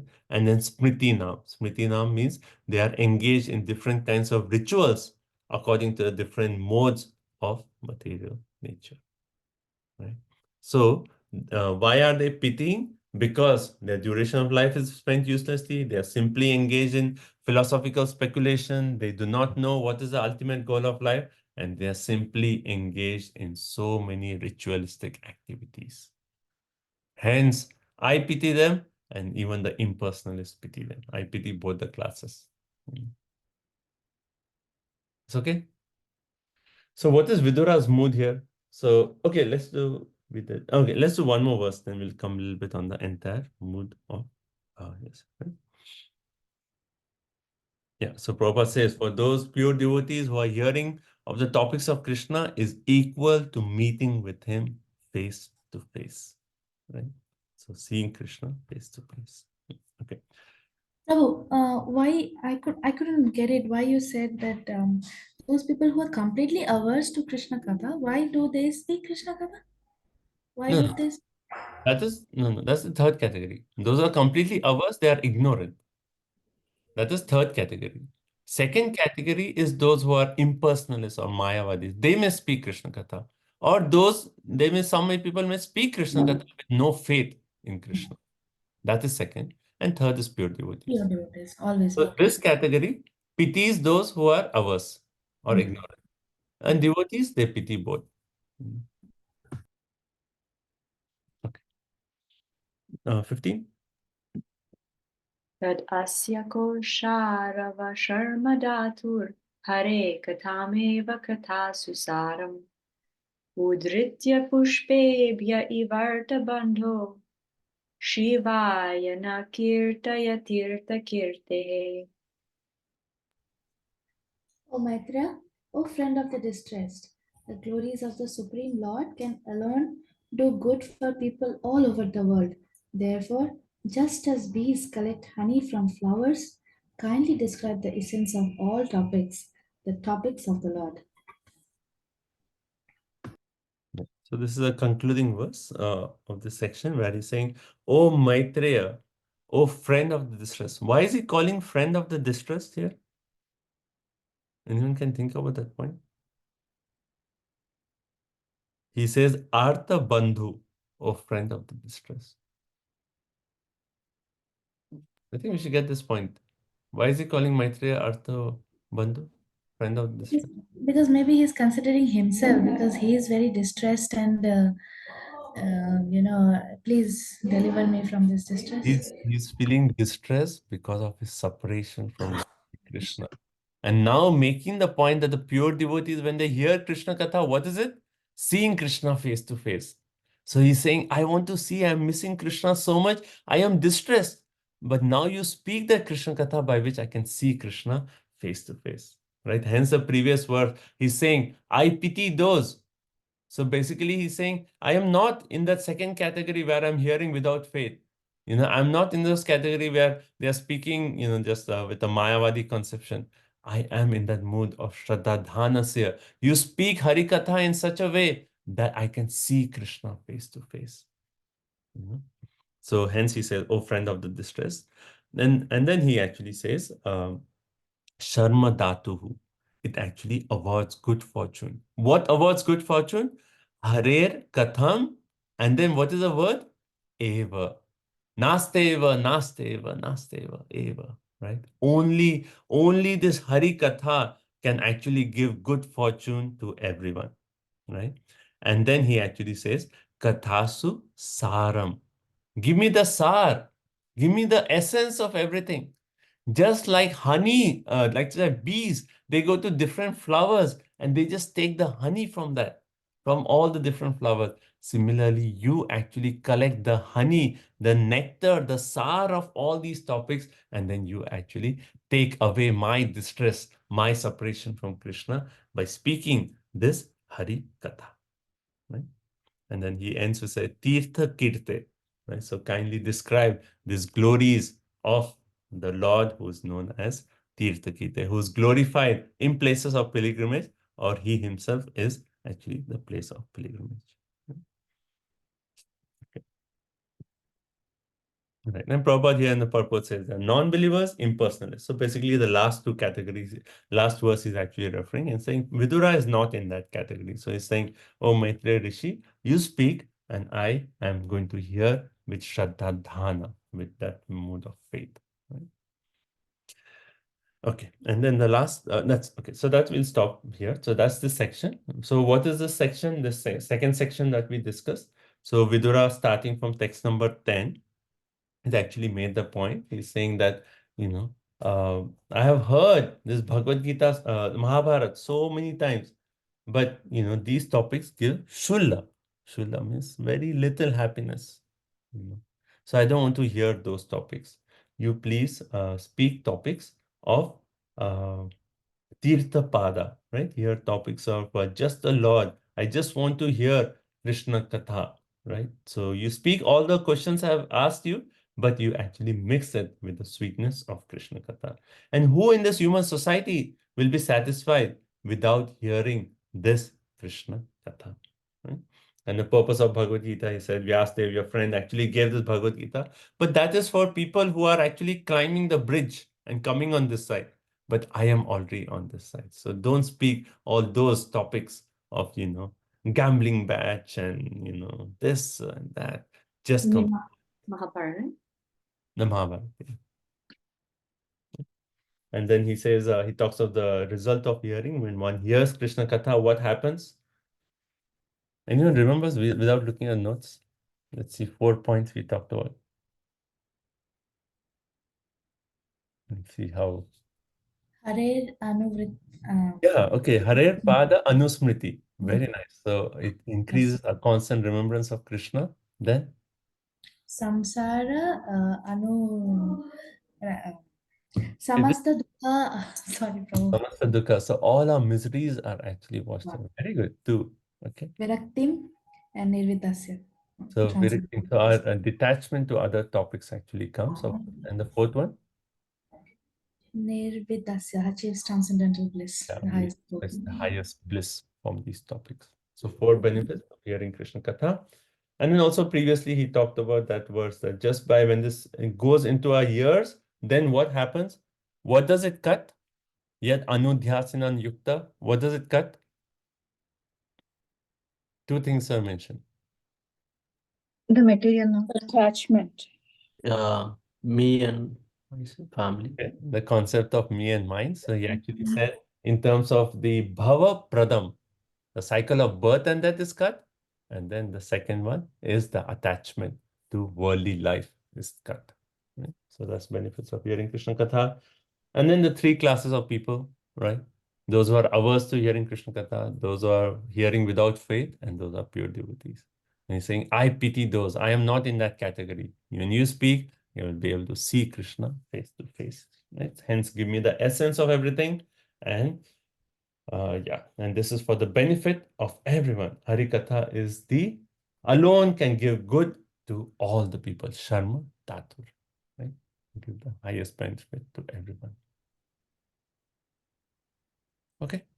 Okay, so stop here. So next word he'll going to say like, okay, I asked so many things. What should you start off with? Because Maitreya Rishi at this point was saying, yeah, you talked of so many things. You asked me to speak of the essence. You talked of Purusha avatars, Leela avatar. What do you want me to start? And then Vidura gives a hint. Start with this, and then you'll come to the other topics. So that's our next verse. Okay. Okay. So let's see we'll take a break. But before that, any points? On 9 o'clock. Prabhu, in NOD we have this Bhakti Rasamrita Sindhu says about this, can you please tell me the verse, because it is very connected to like how Viraktim indifference and gives the attachment towards Krishna, and all your miseries gets lost. What is that verse? I'm not able to recollect it. Right, the six qualities of doing devotional service. Shubhada, Kleshagni. Yes. So that's actually first chapter, right? And it says Shubhada, Kleshagni, then Moksha Lagutakrit. Yes. And then what is the Sanskrit? Number 4. Number 6 is Sri Krishna Akarshini. Number 5 is Sandaratma Visheshatma. Visheshatma, yes. And then number 4, I'm forgetting. One point I missed. And we can look it up. But it's the first verse you can see. Right? Shubhada. I mean, not the first verse. Sorry, it's first verse. Not the first verse, but it comes. 1, 2, I think it is in the second. 1, 2. Yeah, 1, 2. 1, 2. Yeah, thank you. But even that verse of Viraktir, that is actually also, it comes in the symptoms of a person who's come to a stage of Bhav. So 9 qualities are mentioned, right? One of those is Viraktir. Right? And then it says Avyartha Kalattam. It starts with that.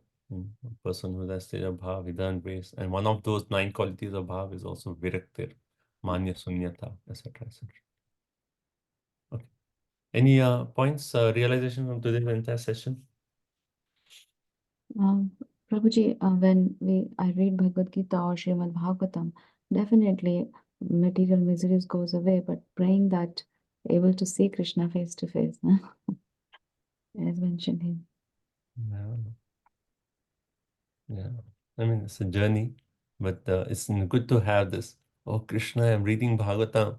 But when I'm reading Bhagavatam, right now it is just fall asleep. When will I actually see Krishna face to face when I read Srimad Bhagavatam? Imagine that kind of reading. We are reading Srimad Bhagavatam and we are actually seeing Krishna face to face while we are reading.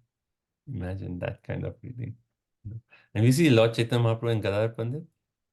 They actually showed, they have set the highest perfection standard of reading Srimad Bhagavatam. When they're reading Srimad Bhagavatam, they're crying tears constantly while reading Bhagavatam.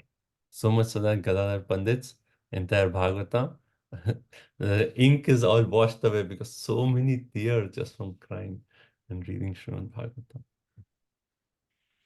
Okay. Any points? Any other points?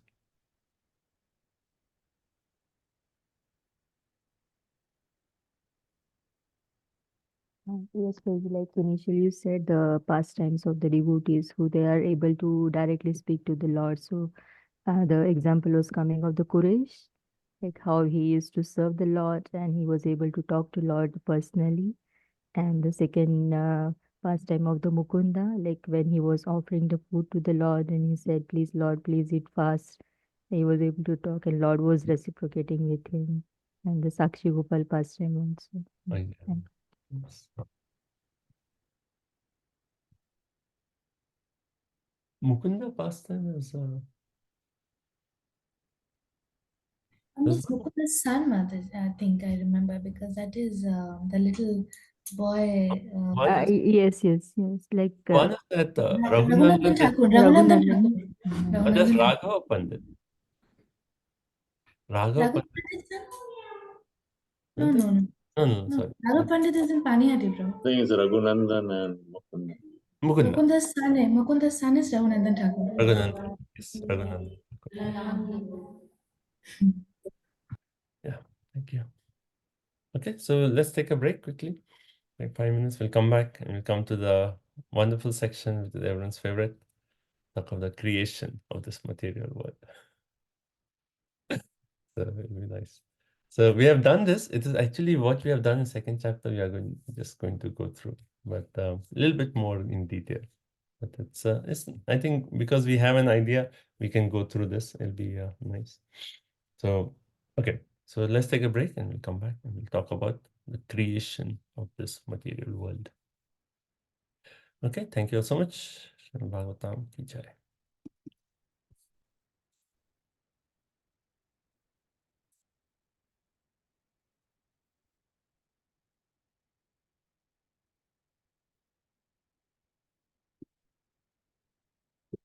Hare Hare Ram,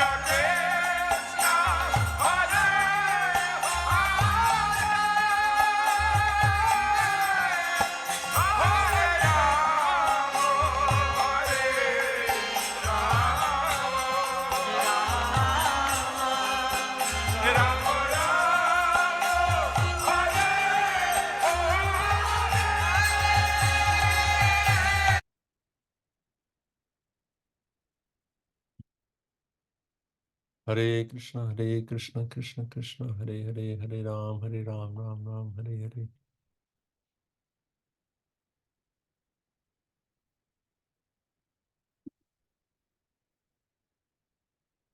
What is that? Hare Krishna, everyone. So let's continue. Prabhuji, you were saying four things, Prabhuji. Hare Padan. I missed that one, Prabhuji. Yeah. So if you look at the verse, Mataji. Uh-huh. Hare Padanu Smriti Yes. Nirvrut. Yeah. Hare. Yeah. One is Hare Aya- Padanu Smriti, right? Uh-huh. Then second one is Nirvrittasya, that is Oh. transcendental bliss. Okay. The third one is Samasta Dukha Apyayam Asu. If you just follow the verse, text number 13, you can see, right? Samasta, the line 4, Samasta Dukhapyam Asu. Right? So that is basically vanquishes all miseries. And the fourth point is Vivardhamana Viraktim. Right? That means one gets a detachment, Viraktim, from any other topic not related to Krishna Katha. Okay, Prabhuji. Yeah. Thank you, Prabhuji. Thank you. So let's continue. So we are.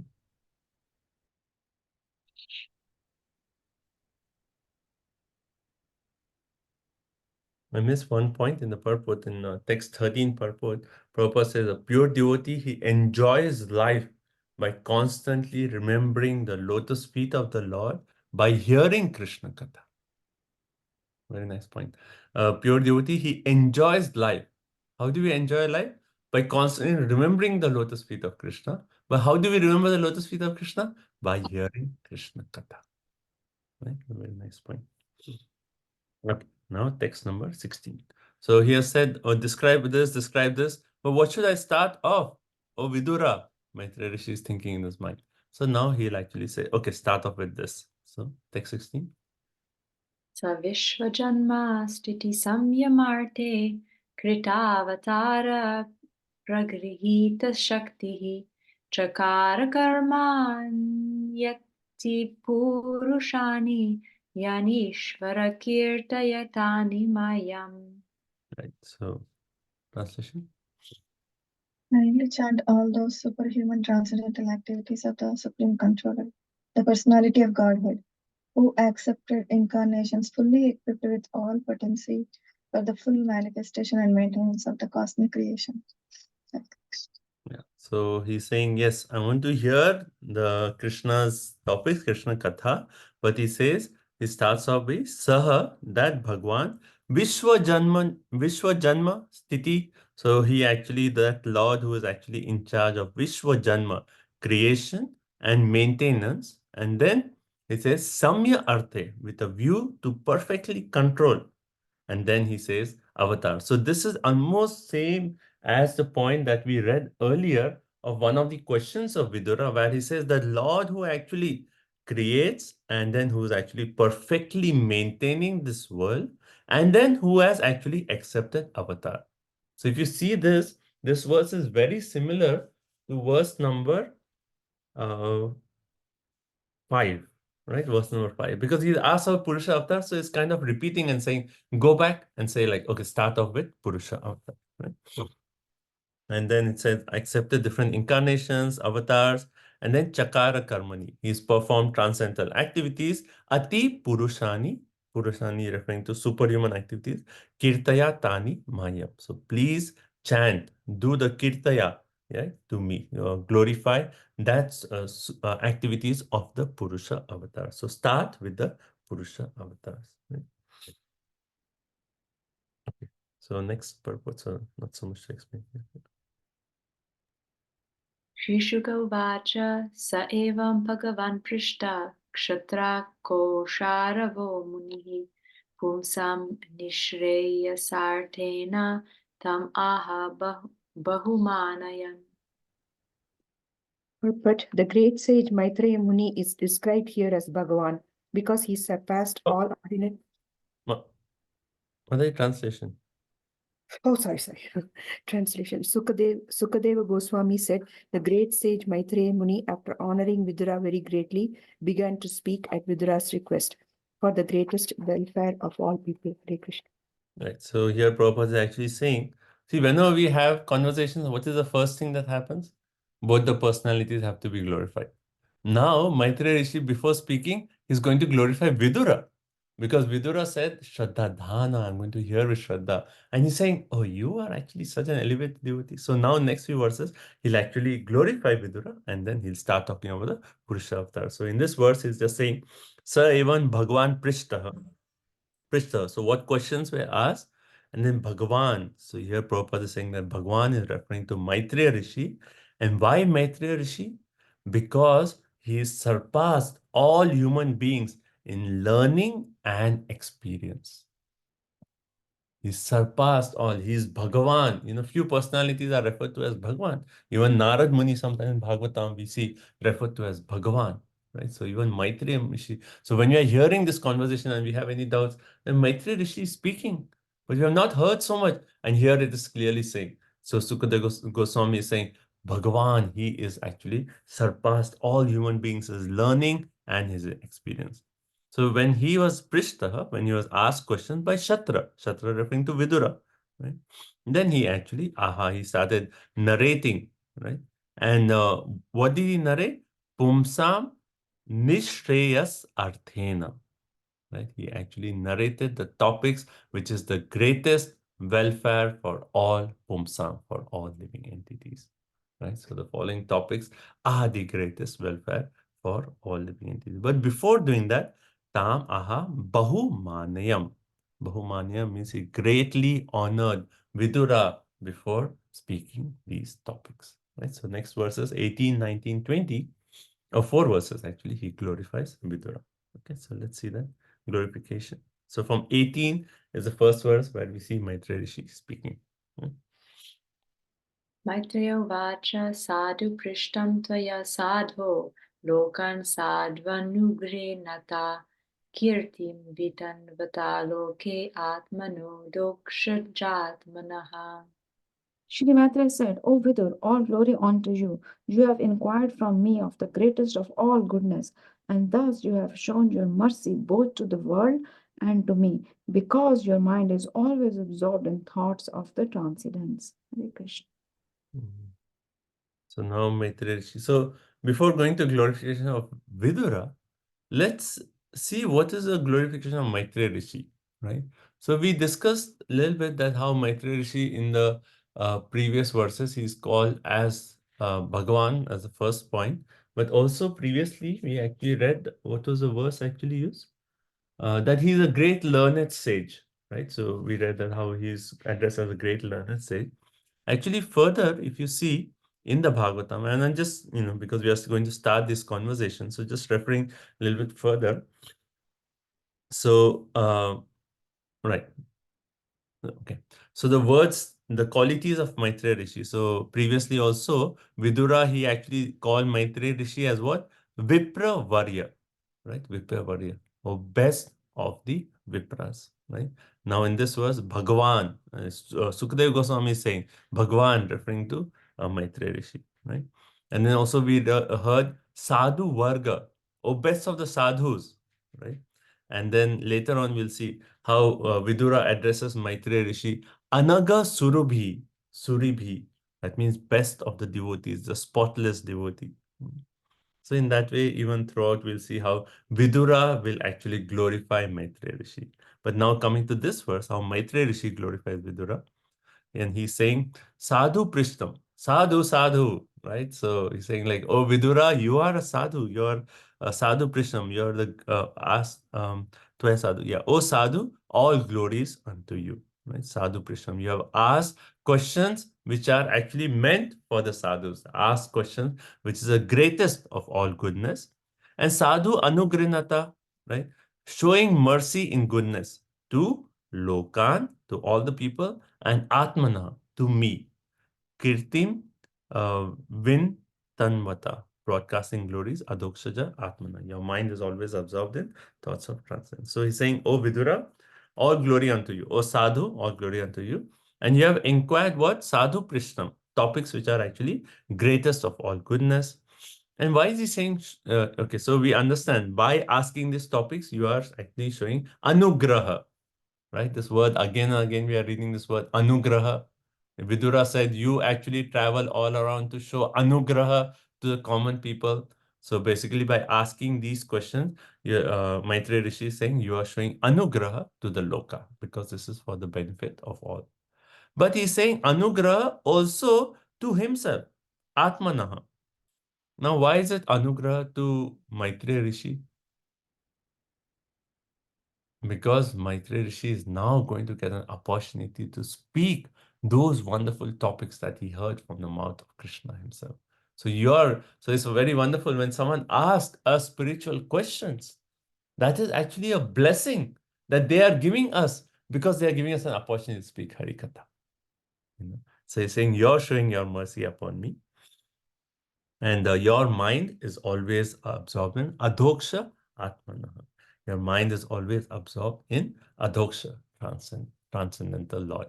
Right? So he's saying, Vidura, because your mind is always absorbed in Krishna, hence you have expressed your interest to hear only Krishna Katha, not any other topics. So Prabhupada in the purport, he talks a little bit about this word adhokshaja. What is the meaning of adhokshaja? There are actually a few meanings. Anyone knows what's the meaning of adhokshaja?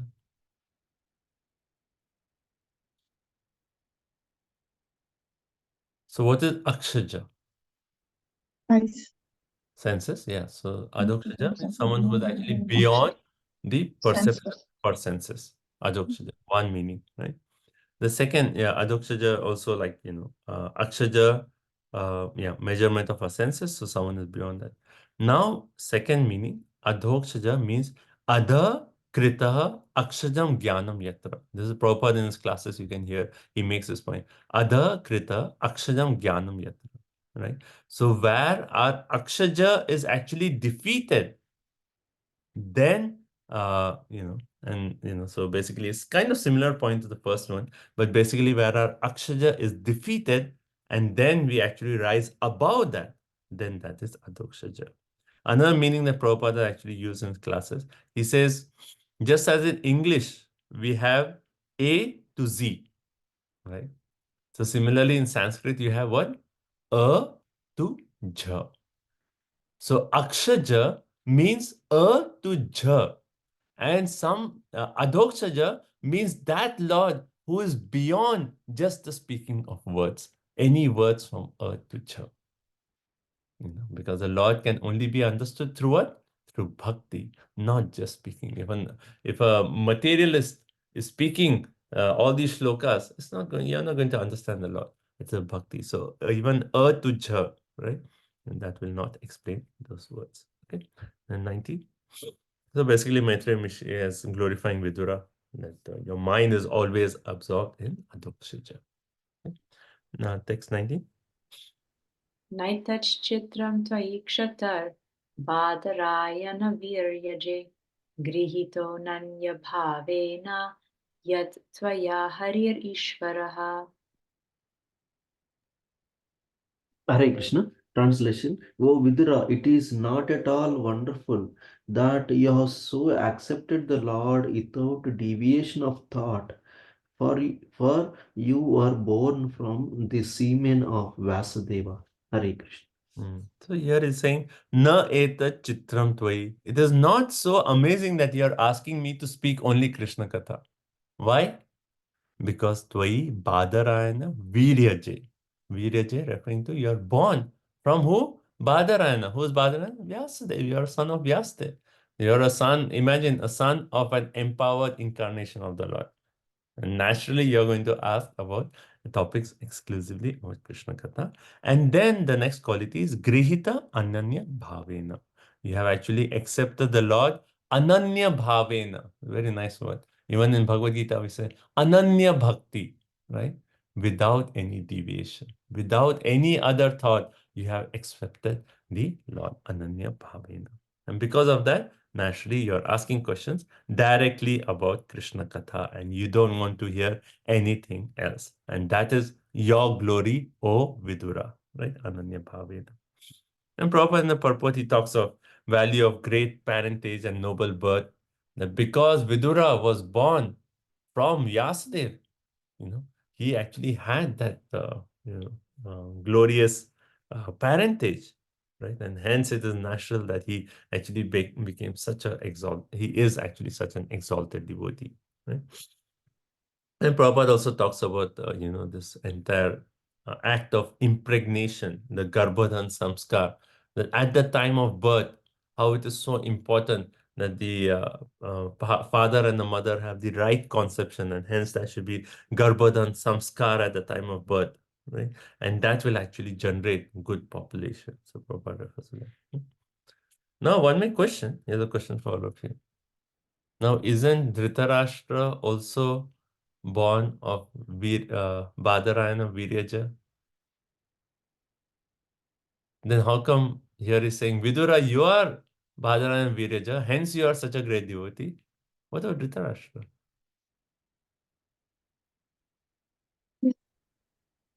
Bad association, not the question. I was thinking, I mean, he's also has a great parentage, but because of his association, he fell down, right? Duryodhan's association. Is it because of the mood in which he was conceived by the mother? Yes, that's a very nice point. So yes, what is the mood that's why Prabhupada is referring to the point. What is actually the consciousness at the time of conception? And hence he's actually talking about the Garbhodhan Samskar. Very nice, you got that point. That yes, when Vyasadeva actually came, right? At the time of conception, it was just like so much fear and so much, so that is one point. And second point is that yes, when the father is such an exalted personality, yes, there is a very good chance that the son will become an exalted personality, but it's not a guarantee. It's not a guarantee. What other examples can we think of when the father is an exalted personality, but son has not taken up, not a devotee? Bhaumasura is Lord's son. Yeah, but that is one he was a example. demon. So. Yes, that is association. That's a perfect point, huh? Prahlad and Hiranyakashipu. Yeah, Prahlad. Okay. But that's like Advaita other Acharya's one, son. right? Prahlad is the Father, other. other way around. We are talking about father devotee and There is Advaita Acharya's sons also. Advaita Prabhupada. Acharya's son. Yeah, imagine Advaita Acharya's sons. He had 5 sons, out of them 3 were devotees. Yeah, 3 were devotees, and two of them were actually like, one of them was into impersonal philosophy and they're speaking madness, and all that is described. Advaita Acharya's son, what else to speak? And even Srila Prabhupada's children, we can see like, not everyone took up Krishna consciousness. So it's not that, okay, if you get that birth, it's very special. You have a great opportunity, but it's not guaranteed that that person actually takes up, right? Okay, next, text 20. What is glories of Vidura can we think about? Let's see, text 20. Mandavya Shapad Bhagavan Praja Samyamano Yamaha Vratu Kshetre Bujishyayam Jata Satyavati Sutad. I know that you are now Vidura due to the cursing of Mandavya Muni, and that formerly you were King Yamaraja, the great controller of living entities after their death. You were begotten by the son of Satyavati Vyasadeva in the kept wife of his brother. So basically he's saying that your glory is, oh Vidura, you are actually Yamaraj himself. And who's Yamaraj is? One of the 12 Mahajanas. Right? And so Prabhupada in the purpose also makes the point that Yamaraj is the one who is actually the controller of death. Right? And then he talks about the entire curse. So we read about this entire story of Mandavya Muni, right? How, as Yamaraj, he gave him the punishment of like almost he was going to be hung on the what's that called? Lance, right? He was actually going to be pierced by the lance. And then, but the king realized at last minute, oh, how can the sage? We are making a big mistake. And then they actually released the sage, but then the sage actually came to Yamraj. Why? Why I had to go through all this? And Yamraj said, when you were a small boy, you took a straw and you pierced an ant. And because of that, now you were almost going to be killed by a lance. And he's like, and then Mandav Muni was like, this is your justice? For a child, he's like out of his innocency or, just at a young age, he may do something. And for that, you're giving such a big punishment. Your punishment is not right. May you take birth I curse you to take birth as a Shudra. Your knowledge has degraded to that of Shudra, you take birth as a Shudra. But we have read this point earlier, right? In the first canto. I don't remember where, but maybe if someone wants to search.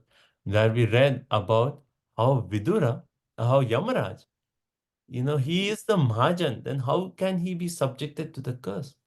Actually, the entire thing is a plan of the Lord so that Yamaraj could come and be a part of the Lord's pastimes and he get a chance to speak Hari Katha.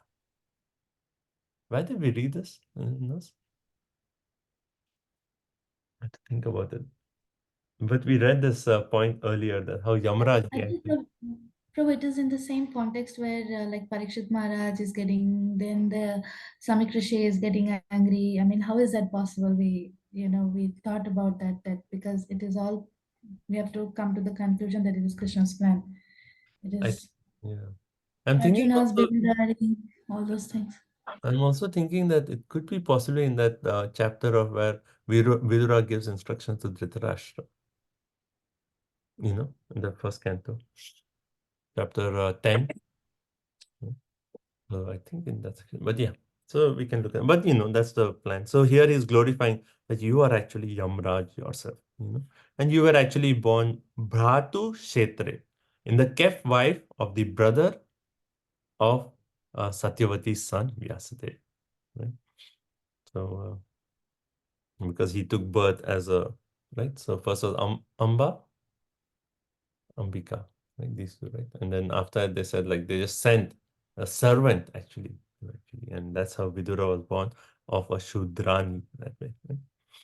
But that's all the plan of the Lord, so that Yamraj could come and be a part of the Lord's pastimes. Okay, 21.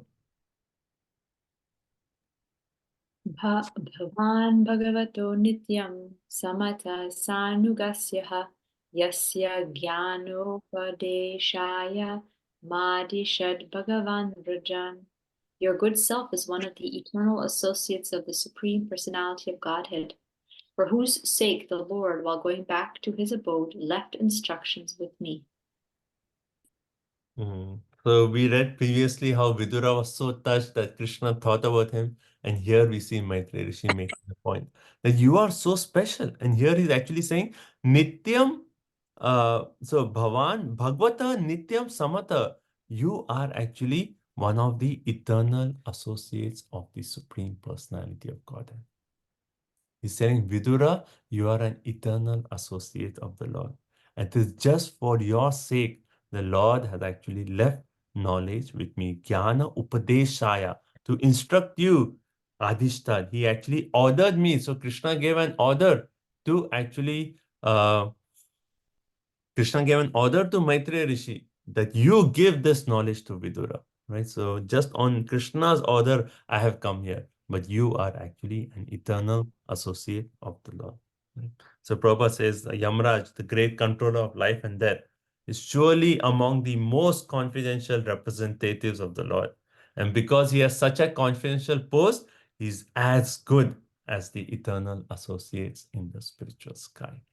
Right? And the sixth canto, we'll actually hear in the Ajamil pastime, we hear about how Yamaraj, he talks to Yamadutas and he gives instruction. And we see that how Yamaraj, is like such an exalted personality. So here he's saying, the Prabhupada says, that how these personalities, they are Shakta-Vesh avatar. They are actually empowered by the Lord himself to actually do such high posts, such high tasks. 113. Yeah. Okay. Thank you. Thank you, Gopinath. Okay, so now, right, so this is the glorification. So what are the qualities of glorification of Vidura? Let's quickly list them. So first he called him the sadhu, right? What else? Qualities? Ajoksha Atmanaha. Your mind is completely absorbed in Adoksha. What else? Glories of Vidura? He Like was as I born. said, Ananya Bhavena. Ananya Bhavena, yes. And then also he was born of Vyasadeva, right?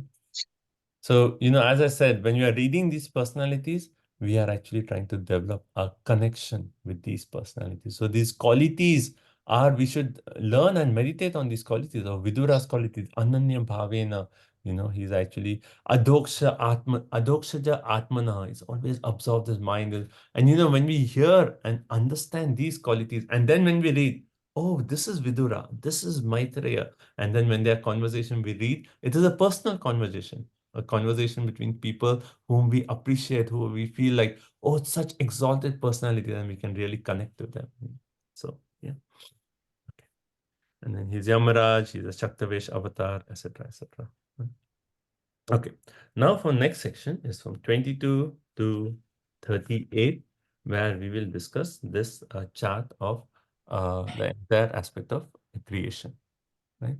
So we discussed this in the second canto, 5th chapter. Now again we are doing it, 3rd canto, 5th chapter. So 2nd canto, 5th chapter, 3rd canto, 5th chapter, we have similar description of the creation. Right? So this we'll have to do this next time. But everyone remembers that chart that we talked about. If you have Sumodini, you can follow along. But it's, it's like the point I was thinking is when you read this repeatedly, then, it's, sorry, I'm just pulling up the chart. So when you read this repeatedly, then, it's like, okay, now I understand. We cannot completely understand, but still we get an idea. But this is how Karnadaksha Vishnu, how he actually glanced, right? And let me just share my screen.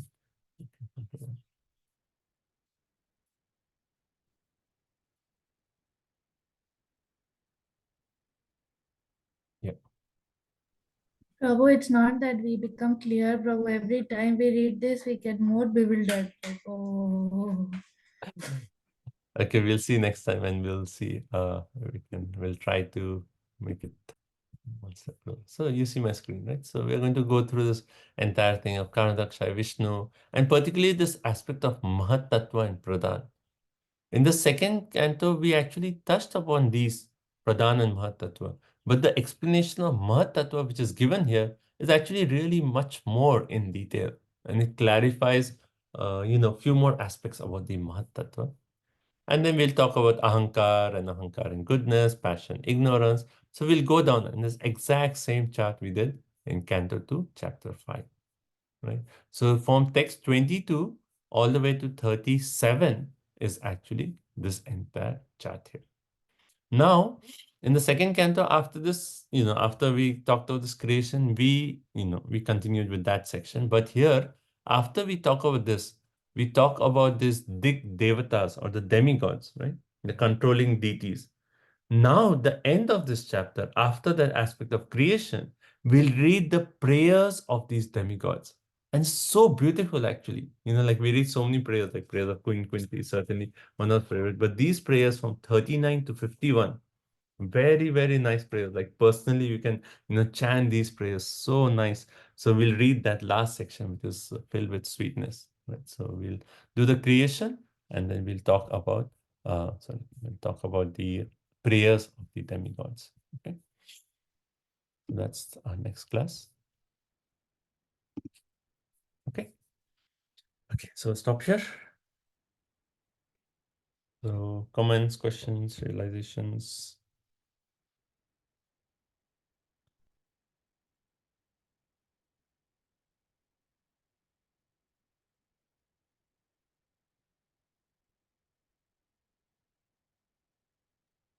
Like the point you made in the beginning of the class, that we tried to fix our problems in this world, but the only real thing that's lacking is our Krishna consciousness, and that we just have to increase the Krishna Katha in our life. Slowly, the goal is 24 hours a day being absorbed in Krishna. That's a nice point. Like we have so many anxieties, we actually like, oh, now my life is very difficult. When this is over, then I will come back and chant my rounds. I'll observe my mind in Krishna Katha. But it's like almost the medicine is there, and we are saying, oh, after the problem is over, then I will start taking the medicine. No, no. When the problem is there, that's the time we have to like somehow increase our Krishna Katha. Maybe when our time is difficult, maybe, we all have certain speakers who inspire us more, and, we can try to hear more. That's a very nice point. So only thing lacking is actually our Krishna consciousness. Anything? Prabhuji, I like the point that we talk about that how this material world is miserable, but a pure devotee of the Lord is actually enjoying life because he is always absorbed in Krishna Katha. He can never have enough about Krishna. So what was that point? So a pure devotee, he enjoys life by constantly remembering the Lord. And how does he remember the Lord? By constantly hearing Hari Katha. Right? That's how Prabhupada says. Wonderful. Thank you.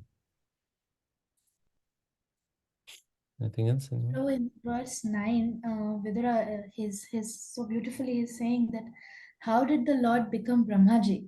So I was like thinking that this is so Ekanishta devotees, he's not asking how Brahmaji is created, how the Lord become Brahma. So his point is how the Lord is Brahma, how the Lord is Shiva, how the Lord is all the devatas.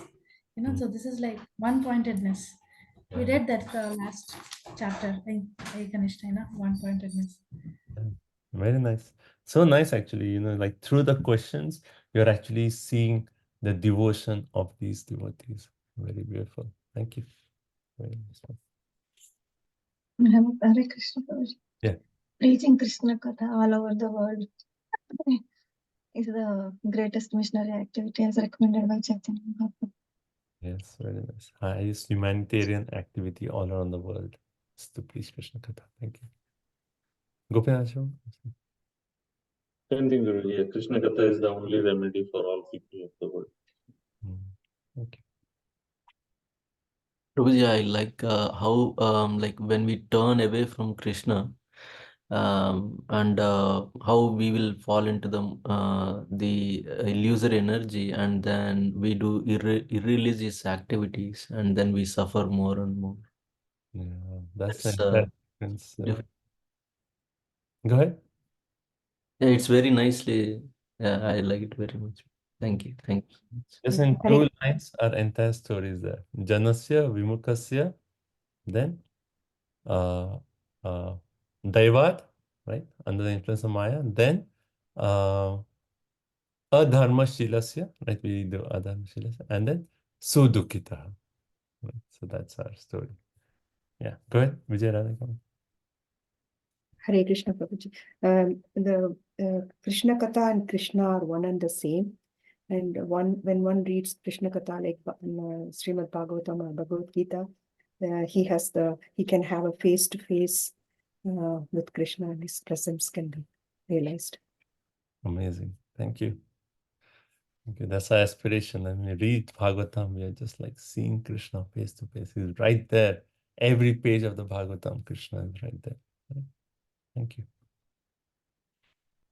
Okay, anything else? Prabhuji, I just want to mention that this was coming in my mind that we talked about how the highest charity work is preaching. But when the devotee is engaged in other charity works, like His Holiness Radhanath Swami Maharaj has opened hospitals in Bombay, or during flooding or COVID, how the devotees distribute prasadam. Through those activities also, they are trying to give Krishna to everyone. No?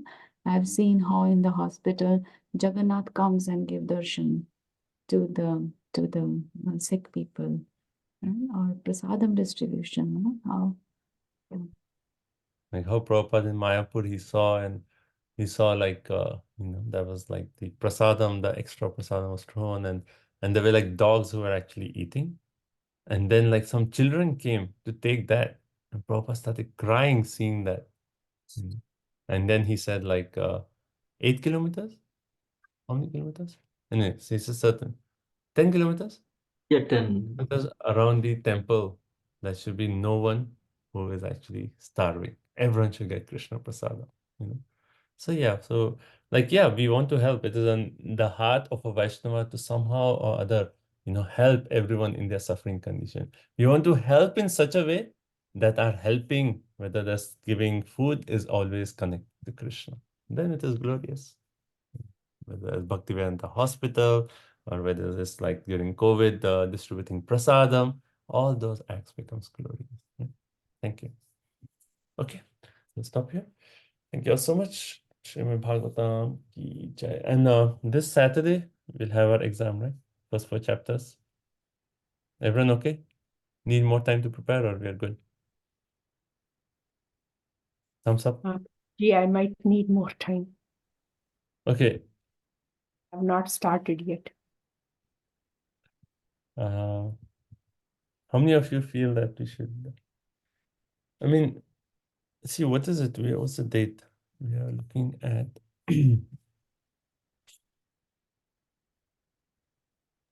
13th was the yeah. date originally decided. So we could do it. Yeah. Like, you know, if I postpone next week and then it's like, still I didn't get time to prepare, then, you know, we cannot take it. So it's like, okay, 1 week we can do it, but then that's the final and we have to do it on that weekend. So then it would be 20th. 20th.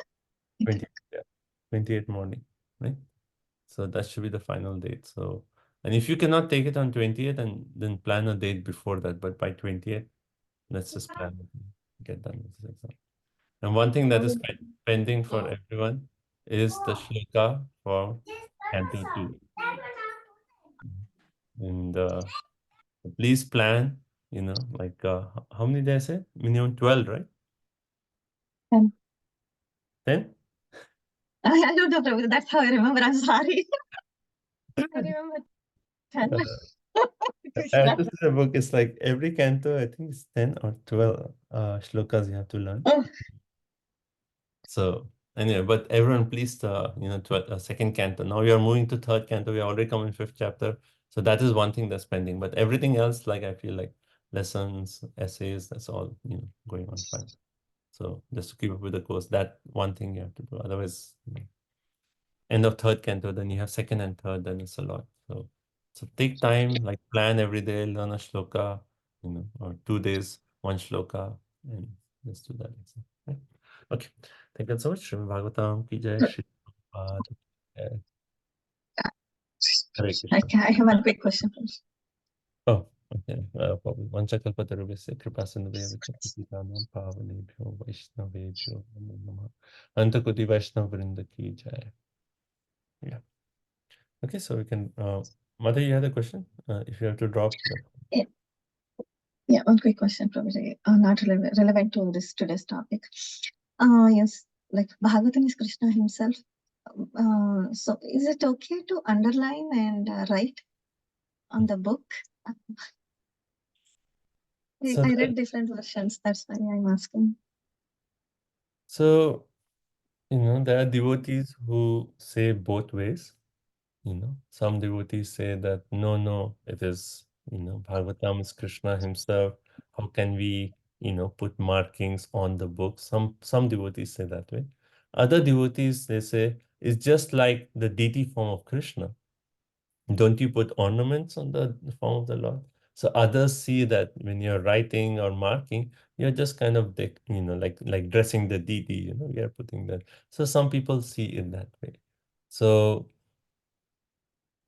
I mean, like, it's up to our conception, like how we perceive that activity. If we are actually seeing that just like, you know, yes, Bhagavatam is Krishna himself, and when I'm marking something, it is just, you know, so that I can serve Krishna more, you know, then that way that mood is okay. But, you know, people have different ways of seeing the thing. That is not one particular answer to that.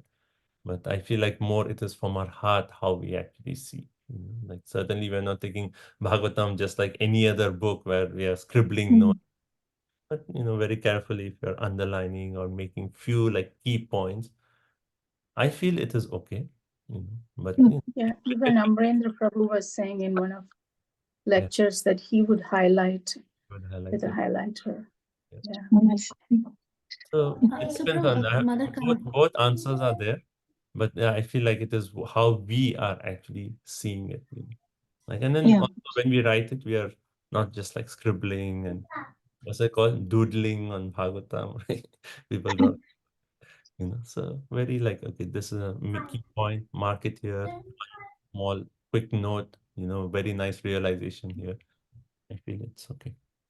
Yeah, So sure. Mother Kamalini shared once, because I asked the same question, and she said to write in sticky notes, colorful sticky notes, and stick it on. It will look like when you open it, your book will look like Holy Krishna has played Holy Ram. sticky notes speaking about. Yeah. Either way, you are decorating, right, Mataji? The book, either underlining or putting the sticky notes, like But as when Prabhuji is saying. Mukunda Prabhu came, Mukunda Datta Prabhu was visiting. The first program that he came, it was at Rasika Prabhu's house. So he made it a point when he saw the Bhagavad Gita, and he said that, well, if you have to write, you have to make a notebook, write it down, keep it along with Bhagavad Gita. So different devotees. Different Different devotees. questions. Yeah. But thank you so much. Thank you. Hare Krishna, everyone. Thank you for joining.